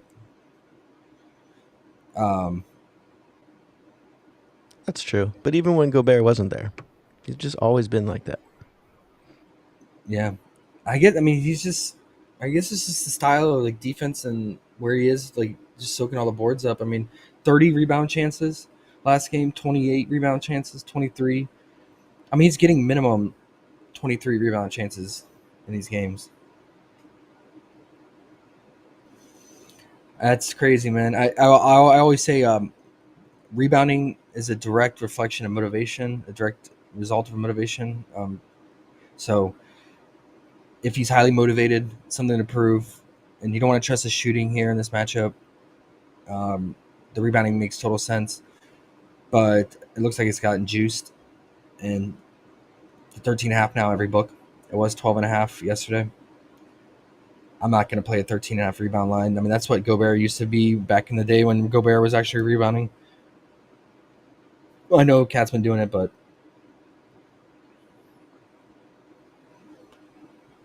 yeah. I mean, all these teams, let's look at it. Opponents rebound allowed. All these teams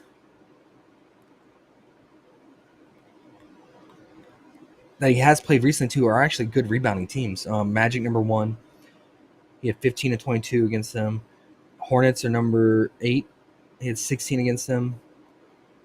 Raptors are top 10 at 9, he had 15. I don't know, man, but I don't like rebound props in general, and that's just the high line. And if you ever take his PRA under, man, he always gets it because of those rebound spikes. So yeah.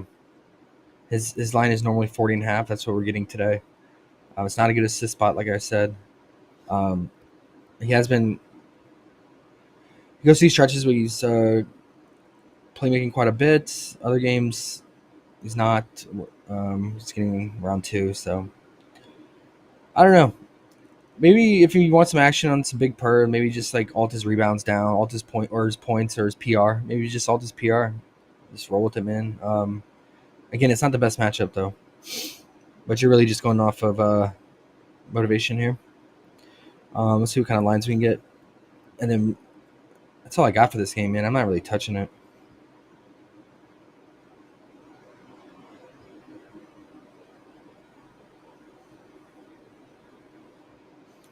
$29.5 is minus 500. Is that good value? He's gotten that every game but 2, and those were early in the season against the Cavs and the Celtics. 2 really hard matchups. He's crushing that line. Jeez. Yeah, There's he like a is. few games in there where he barely got over that 29.5. But it is minus 500. I mean, obviously you're going to pair it with other stuff if you want to use it as a parlay piece. But I feel better about that if I had to choose anything for him. J. Cole Because I'm says sure the fantasy... J. Cole says Julius for 6 rebounds. Man, what's up with his rebounding, J. Cole? What's going on with this? He's the guy also that, like, he needs motivation to get going or be productive. A lot of times you just see him walking around not giving a shit out there, man. But this big game, it's not. I mean, I would imagine the game when they play each other in Madison Square Garden that he'd be up 4 more. But ooh, that Schroeder's fantasy is tempting. That's pretty low, man.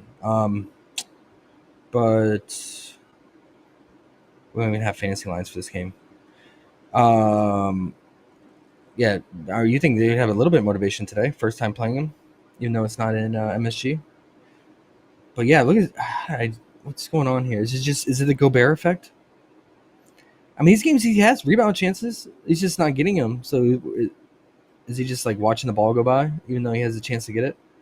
14 rebound, 15 rebound chances, 4 or 5 rebounds, 10, 11, 4 or 5.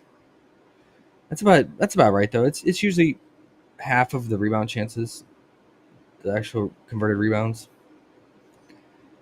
His line is 6.5. I would say that would be a nice little alt play as well, man. I feel much better about it at 5, right? Or at 5.5. Either at 4.5 or 5.5. Feel much better.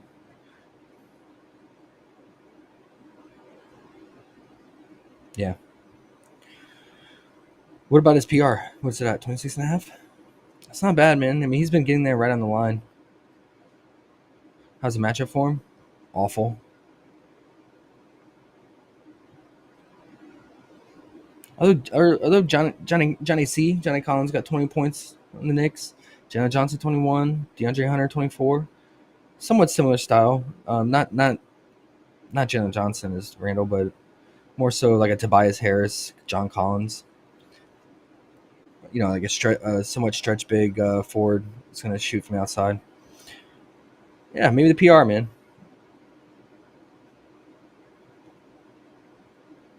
Maybe the PR or the PRA.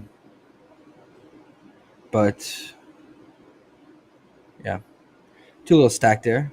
Do PR Julius Cat makes sense, right? Motivated for motivation revenge game. Get their scoring because if their shot volume goes up and get the rebounding, they're motivated, or out there hungry, crashing the glass. All right, Kings. What's next? No, Nuggets at Blazers. This game is ugly. And why are the Nuggets only 8.5-point favorites?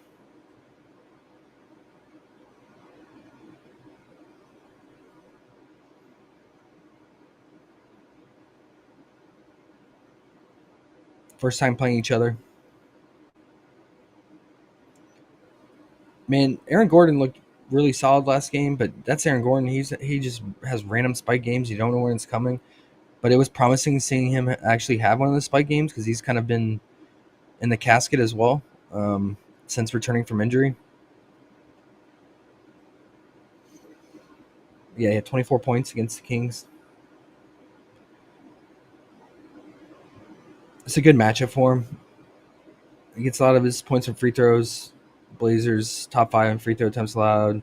Gets points in transition. Top 3.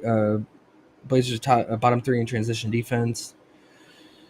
54% of his points are coming near the basket. Blazers in bottom 9, and that I think it depends if Aiden's playing or not as well. Yeah, I mean, maybe just like because of blowout potential. Maybe Aaron Gordon's first half props here. If it's like 12.5 PRA or less. What is it at?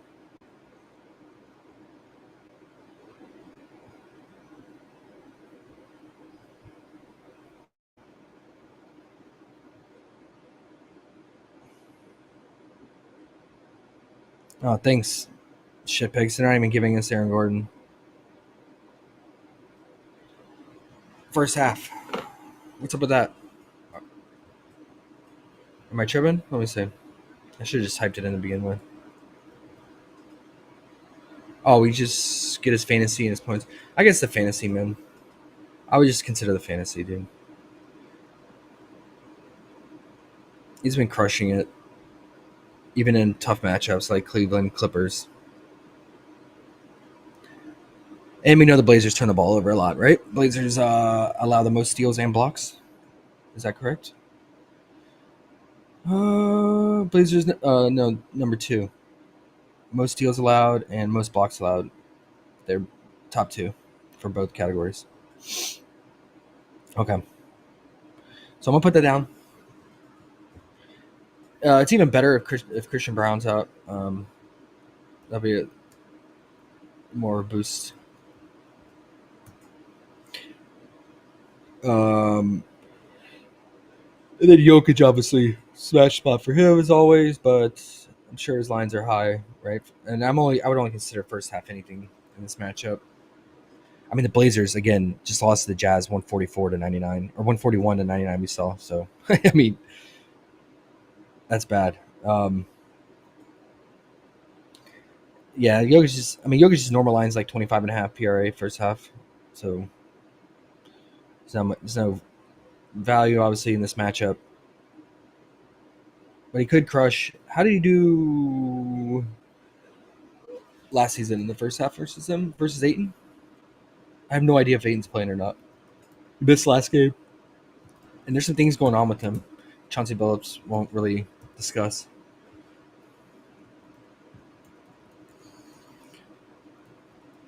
Uh, 31 PRA, 23, 30. So he only played him 3 times last season. That's towards the end of the season. He got the fantasy and PRA in 2 of the 3 games. And I don't know if Ayton was out or not. Looks like Ayton was in all 3 of those games, so that's a little more encouraging because there was a stretch last year when Ayton was out, like Blazers were giving up the most everything to centers because they were using Dupe Reith as the backup center, and he was not in on defense. So, yeah, that's it, man. On paper, it's a good matchup for Simons, but he's just not been it this season, man. A lot more dud games than good games for him. But yeah, the Nuggets are giving up third most spot up 3-point shooting. They've been struggling with that big time. That's why we saw Monk have a big game. The last game, that Kings Nuggets matchup, and we took Monk in that his points. So,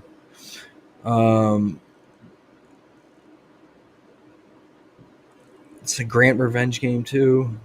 Most of his shooting is from spot up shooting. He had that monster game against the Spurs. He scored like 21 points in the third quarter. And then went back to the normal Grant stuff against the Suns, 17 points. 60.5, very mid tier. But he's the one who's doing mainly the spot up shooting for sure. Because Sharp is more driving, creating those shots.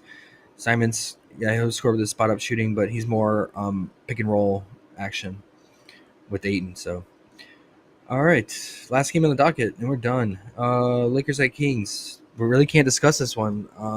LeBron's questionable, which is huge, and then on the Kings side, even bigger, Sabonis is questionable, and then Keegan Murray's questionable again. He missed last game.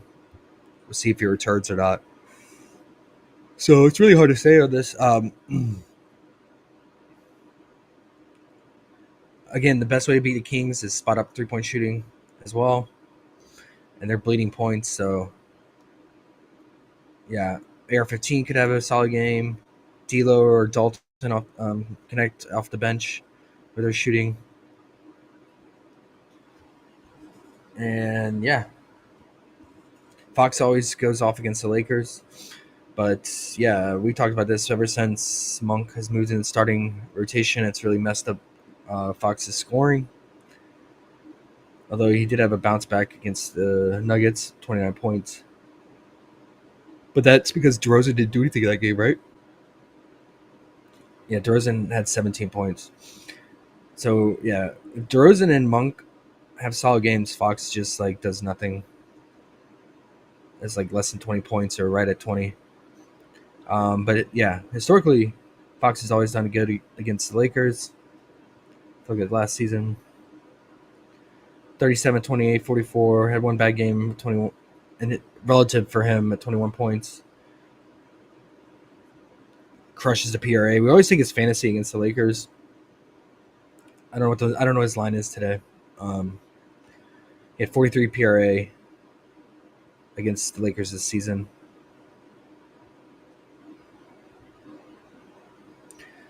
And then obviously, if Sabonis is out, even more of a boost to Fox for his fantasy. I'm sure they don't have fantasy lines without that Sabonis news, right?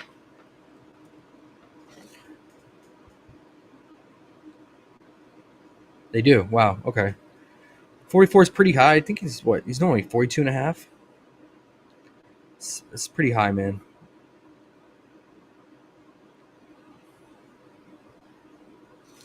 I think you can look at DeRozan's fantasy too if Sabonis is rolled out. But Sabonis went through shoot-arounds, but they said he was wearing slippers, so whatever that means, man.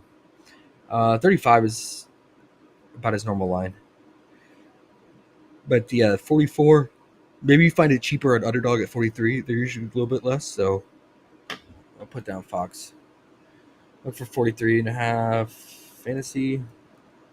And his points are at what? Where are they at? 24 and a half, his normal line. 25 and a half. Looks like some books are holding out because they're probably holding out on Sabonis news. So, yeah, it's a good spot because if when he scores in transition, Lakers still struggling with that. But the Lakers have been holding it down on the pick and roll.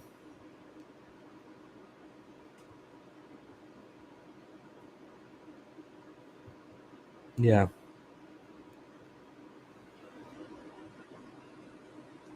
Just depends on Sabonis, man. We got to wait and see. All right, Unready, you got anything? RJ Barrett's out. I don't know if that matters much, but Wow, that's huge. okay, there you go. And then Scotty. That game just got really ugly, guys. Sabonis is available. Keegan is available. Okay. Changes that up. Okay, so we know Kevin now. Huerter's available. Oh, so they're full go. Okay, so I'll probably stay away, man. Trey Lyles Maybe is like now questionable, and there's another now questionable. So many came in, I missed it. Let me look real quick. It wasn't a huge player, but okay. Well, I probably won't touch that game now. I'll probably just do it for a late night sweat since it's the late night hammer. One of the late night. There's 2 late night games at 10 p.m. Eastern. So if I wanted to just maybe grab 1 or 2 pieces from that in a parlay or something, but for fun, for late night sweat. Davion Mitchell is now questionable. Wow. So we could just have. J. Cole says Fox 35 PRA minus 186. Okay. Minus 186? Mm-hmm. That's the alt line? Yeah. Must be. No. That's the regular line. Minus 186. Dang.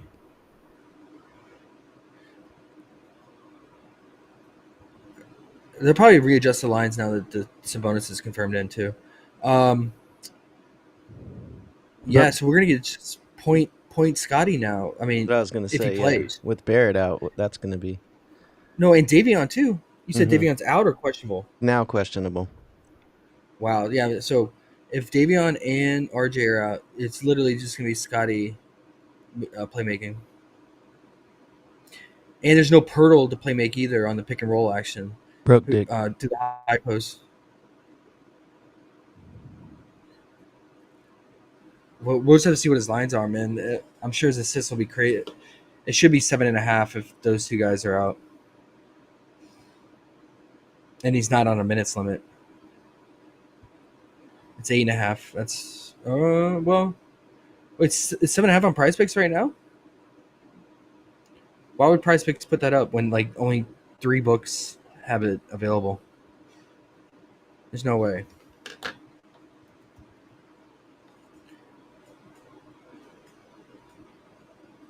Nah, it's gone. I guess they just haven't updated.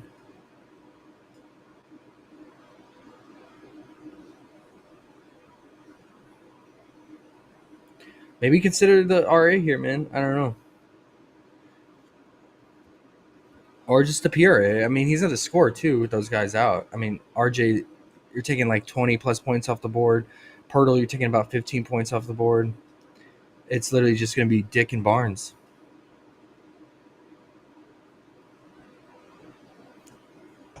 All right, I'm gonna jot that down if he plays, and we gotta. And even if he plays, we gotta make sure he's not on a minutes limit because he's coming off that ankle injury. Missed what? How many games? 3 games?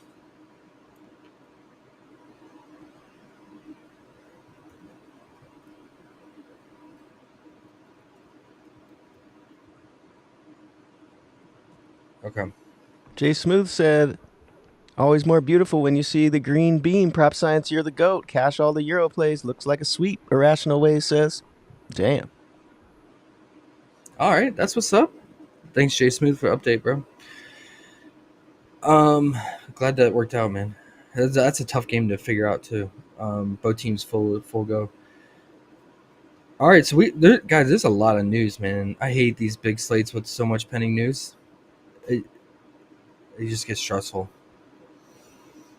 And just too much to handle. So we have to work as a team here. I kind of jot down some notes. If you're in the Discord, you can find it on the game sheet, that Google sheet. Check under the game, each game, and then check the top props list. I wrote down some stuff. Probably build a couple single game parlays, and then try to build a prize pick or underdog slip as well, and share it with the group. Underrated. Did you get any SGP in? Did you want to do the Cade one? It just seemed like we're pushing it now since it all bumped. I think it's just when you have the day off, all lines get bumped. So it's just kind of that feeling. Yeah, that's why I was sharing it that Tuesday night with everyone. But yeah. Yeah. I'd just chill, really. I'm gonna do what's his name? Wendell under 10.5 for sure with something. There's a All right. football game tonight, so I could probably find some alt tackle to throw with that. Yep. Well, if you want to get some small action, I would do the Cade 17.5 points and the Cade 7.5 assists and 4.5 rebounds, and then throw in Malik the Freak 9.5 points, 4 leg. I'm with it. Minus 130. I'm with it. Might not even need Malik the Freak. I'm good with minus 170 or whatever it was. Yeah. Yep. I think it was it minus 170? I don't know. Thought it was. I was trying to find it over here on my other site, but they're not giving me this dang same game parlay option for some reason today. Minus 170, yep. Yeah. Not mad at that. Yep. Unless Cade's fucking not going to score 18. That bastard. I mean, he should. Jazz got to just keep it close enough. It's only 4-point spread. That's funny. AOD says, Cat, 10 points. Cat, 10 points? I guess that's part of his SGP. 5 rebounds. Oh, okay. 5 rebounds? That must be minus 8 million. Right? Oh, Eat yeah. the juice. He said, eat the juice. Eat juice. Why not drink the juice, AOD? He likes eating. Damn. Eating the juice. Let's do a Cat Julius Randle little SGP for the people on call today. Okay. Rebounds 9.5. You should get that.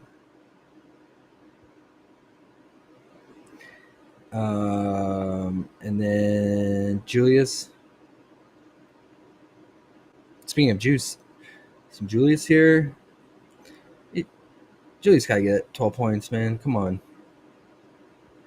Rebounds. We said we liked the 4.5, but the 3.5 felt much better, right? Oh my gosh. What are the days gone, old Julius? We got to bump you down to 3.5 rebounds. Wow. Dude, he's got multiple games of 4 rebounds. Oof. Minus 150. Talk about eating the juice. You're eating the juice on that. Julius go out there and get 4 rebounds. Bro, he's done it, man. Look at this. Multiple times. Last game, 4 rebounds. Clippers 4. Suns 4. Kings 4. Oh my god. Casket. And oh my gosh, he has multiple games, 11 points. He's hooked at 11.5. Blazers, Clippers, and then his last game against the Spurs. Time to change that name from permaban list to casket. I like it. Casket with Sealed Pirtle and broke casket. dick. Yep. Broke Dick Pirtle's in there. When you open up that casket, there he is.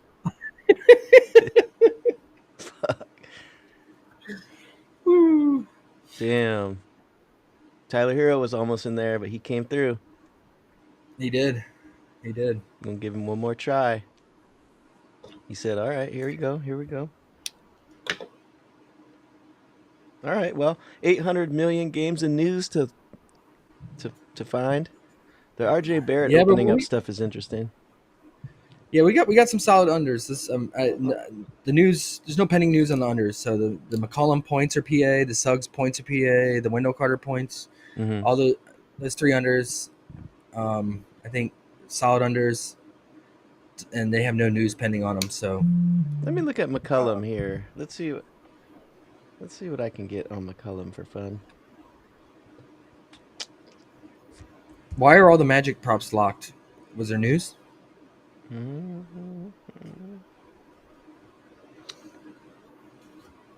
Did we miss out on that Suggs value on Fliff? That was crazy value. Yeah, 25.5 and 20.5 points. Yeah. Did we miss it? Oh, I don't know. Me.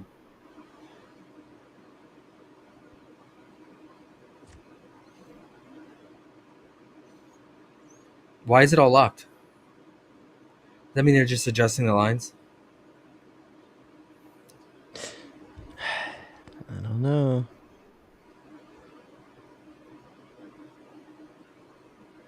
Wait, I don't see Suggs on here. Uh-oh. Was he rolled out? That'd be great. No, just kidding. He's not. I don't see him on there. Oh, in that game, I'm gonna take the under 210 total. Okay. As a single bet. Doug's is still on props builder like nothing happened, so they usually pull shit quick. You know what? I think Fliff realized because we found that discrepancy in odds. Mm-hmm. Like the 25.5, it was like we were gonna have minus 115 for the under, and the other sites have at 24.5 with juice on the under. Like they're probably just adjusting the lines, dude. Yeah. And hopefully, if anyone's watching and they caught that live, like, because we definitely didn't get it, but yeah, they must just be. He must be adjusting all of his lines, dude, because he's not even on the.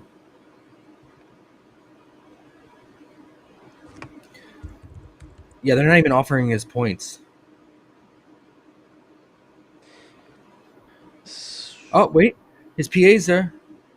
You have to go. Oh, that's so weird. So it's not under PA, but it's under. Like if you just find him and click on him. Oh wow. You can find the only thing that's not available for him is his points, straight up. So they must be adjusting that. They just left the other ones in there. Oh no, it's there. It's there. Okay, so he's still there. I don't know what's going on, guys. Okay. Unless I'm tripping and I'm missing it, like I don't see him on. Yeah, he's not. If you click on points in that game, he's not there. But if you click on his name, I wonder if they'll let you enter it though. It might really not be there. You know how you have to refresh sometimes. Oh wait. Okay, let's try. But who knows? Should we put in a bet on his under PA right now? Oh, I did. Okay. So PA and under total is the Oh no. Leave the under total is just like okay. a personal So- straight bet I'm doing by myself. PA. Because you know how game lines are. But Yeah. the PA, yeah. Alright. Or the points, man. I think I think I might just split the unit. They're Okay. both minus 115, and Okay. they're both good value. Because relative to like sharp books like Pinnacle and others, he's at 19.5 on DK, 19.5 on Caesars, ESPN Bet online. So weird. Pinnacle is bet online is minus 146 for the under, Fliff minus 115, and then the PA. He's 24.5 pretty much most books now. Bet 365, DK, Bovada, Sportsbet, ESPN Bet. ESPN Bet has him at 23.5. Wow. It looks like Pinnacle pulled his PA. They don't have it up. So that's great odds at minus 115. It looks like the PA is probably the best in terms of value. Mm-hmm. Yeah.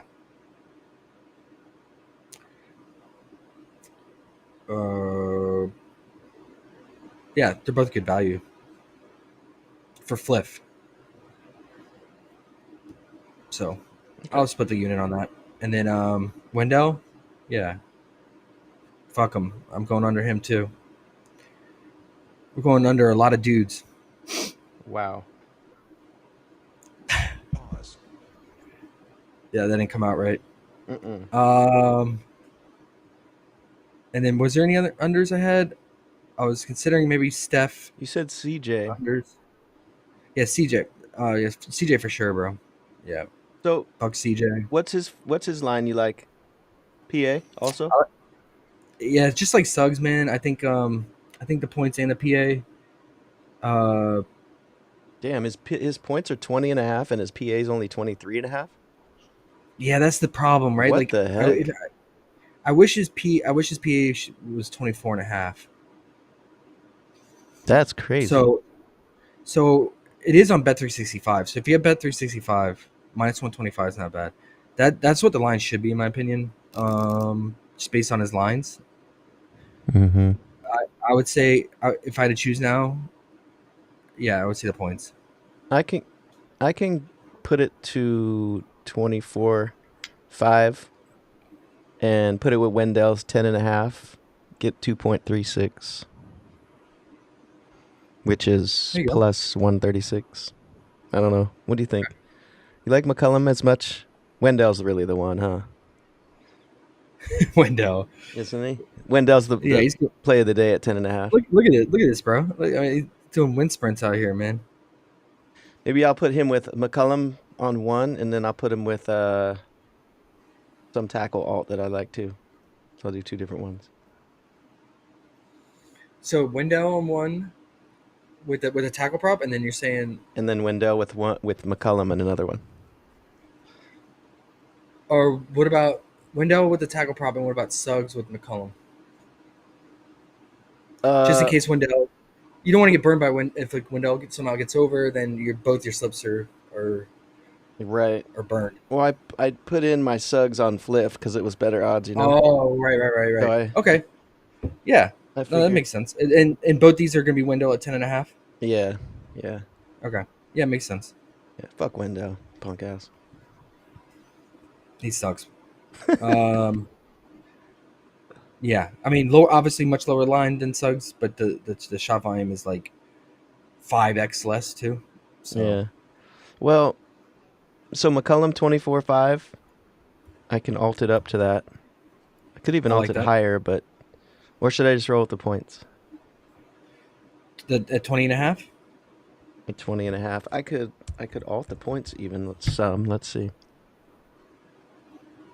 Could alt the points to 22 and a half and get around minus 200. Yeah, that's a little funky. That's not worth it. Yeah. Like when he goes over 20 points, like he's soaring over it when he goes over it.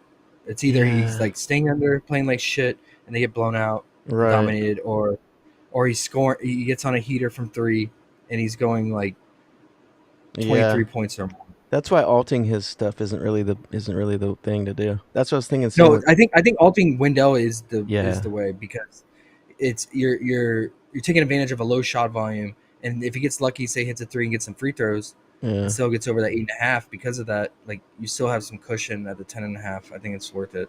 Right. Since it's such a low line. But yeah, guys like McCollum, it's probably not worth it going from 20 to 22.5 or 23.5. Who knows? Yeah. Watch me be wrong and watch him finish with 21 today. Yeah, but, I never know, but it does make sense. Shit. Let's just hope Sengun plays, because more of a chance of a blowout if Sengun plays, obviously. So, if you wanted to wait and confirm that Sengun's playing, you might feel a little bit better. Okay. I'll put the tackle It's in with him Houston. now and then. It's in Houston too, and they're still, even with the Sengun news, they're still minus an 8.5 point favorites. Who knows if Sengun's confirmed in, no restriction, then it could go up to. I see it going up to 9.5. So, yep. All right. I gotta run. I'm gonna be busy today. I'm gonna try to be in and out as much as I can. Like I said, I'll share any Fliff stuff I do or PrizePicks, Underdog, dabble, anything. But yeah. Okay. Sounds good. All right. Alrighty, man. We will see you in the Discord here in an hour or so, or randomly here All and right. there. And EuroLeague swept, so can't be too mad. Spot on. All right, man. Right on. All right, bro. Later, guys.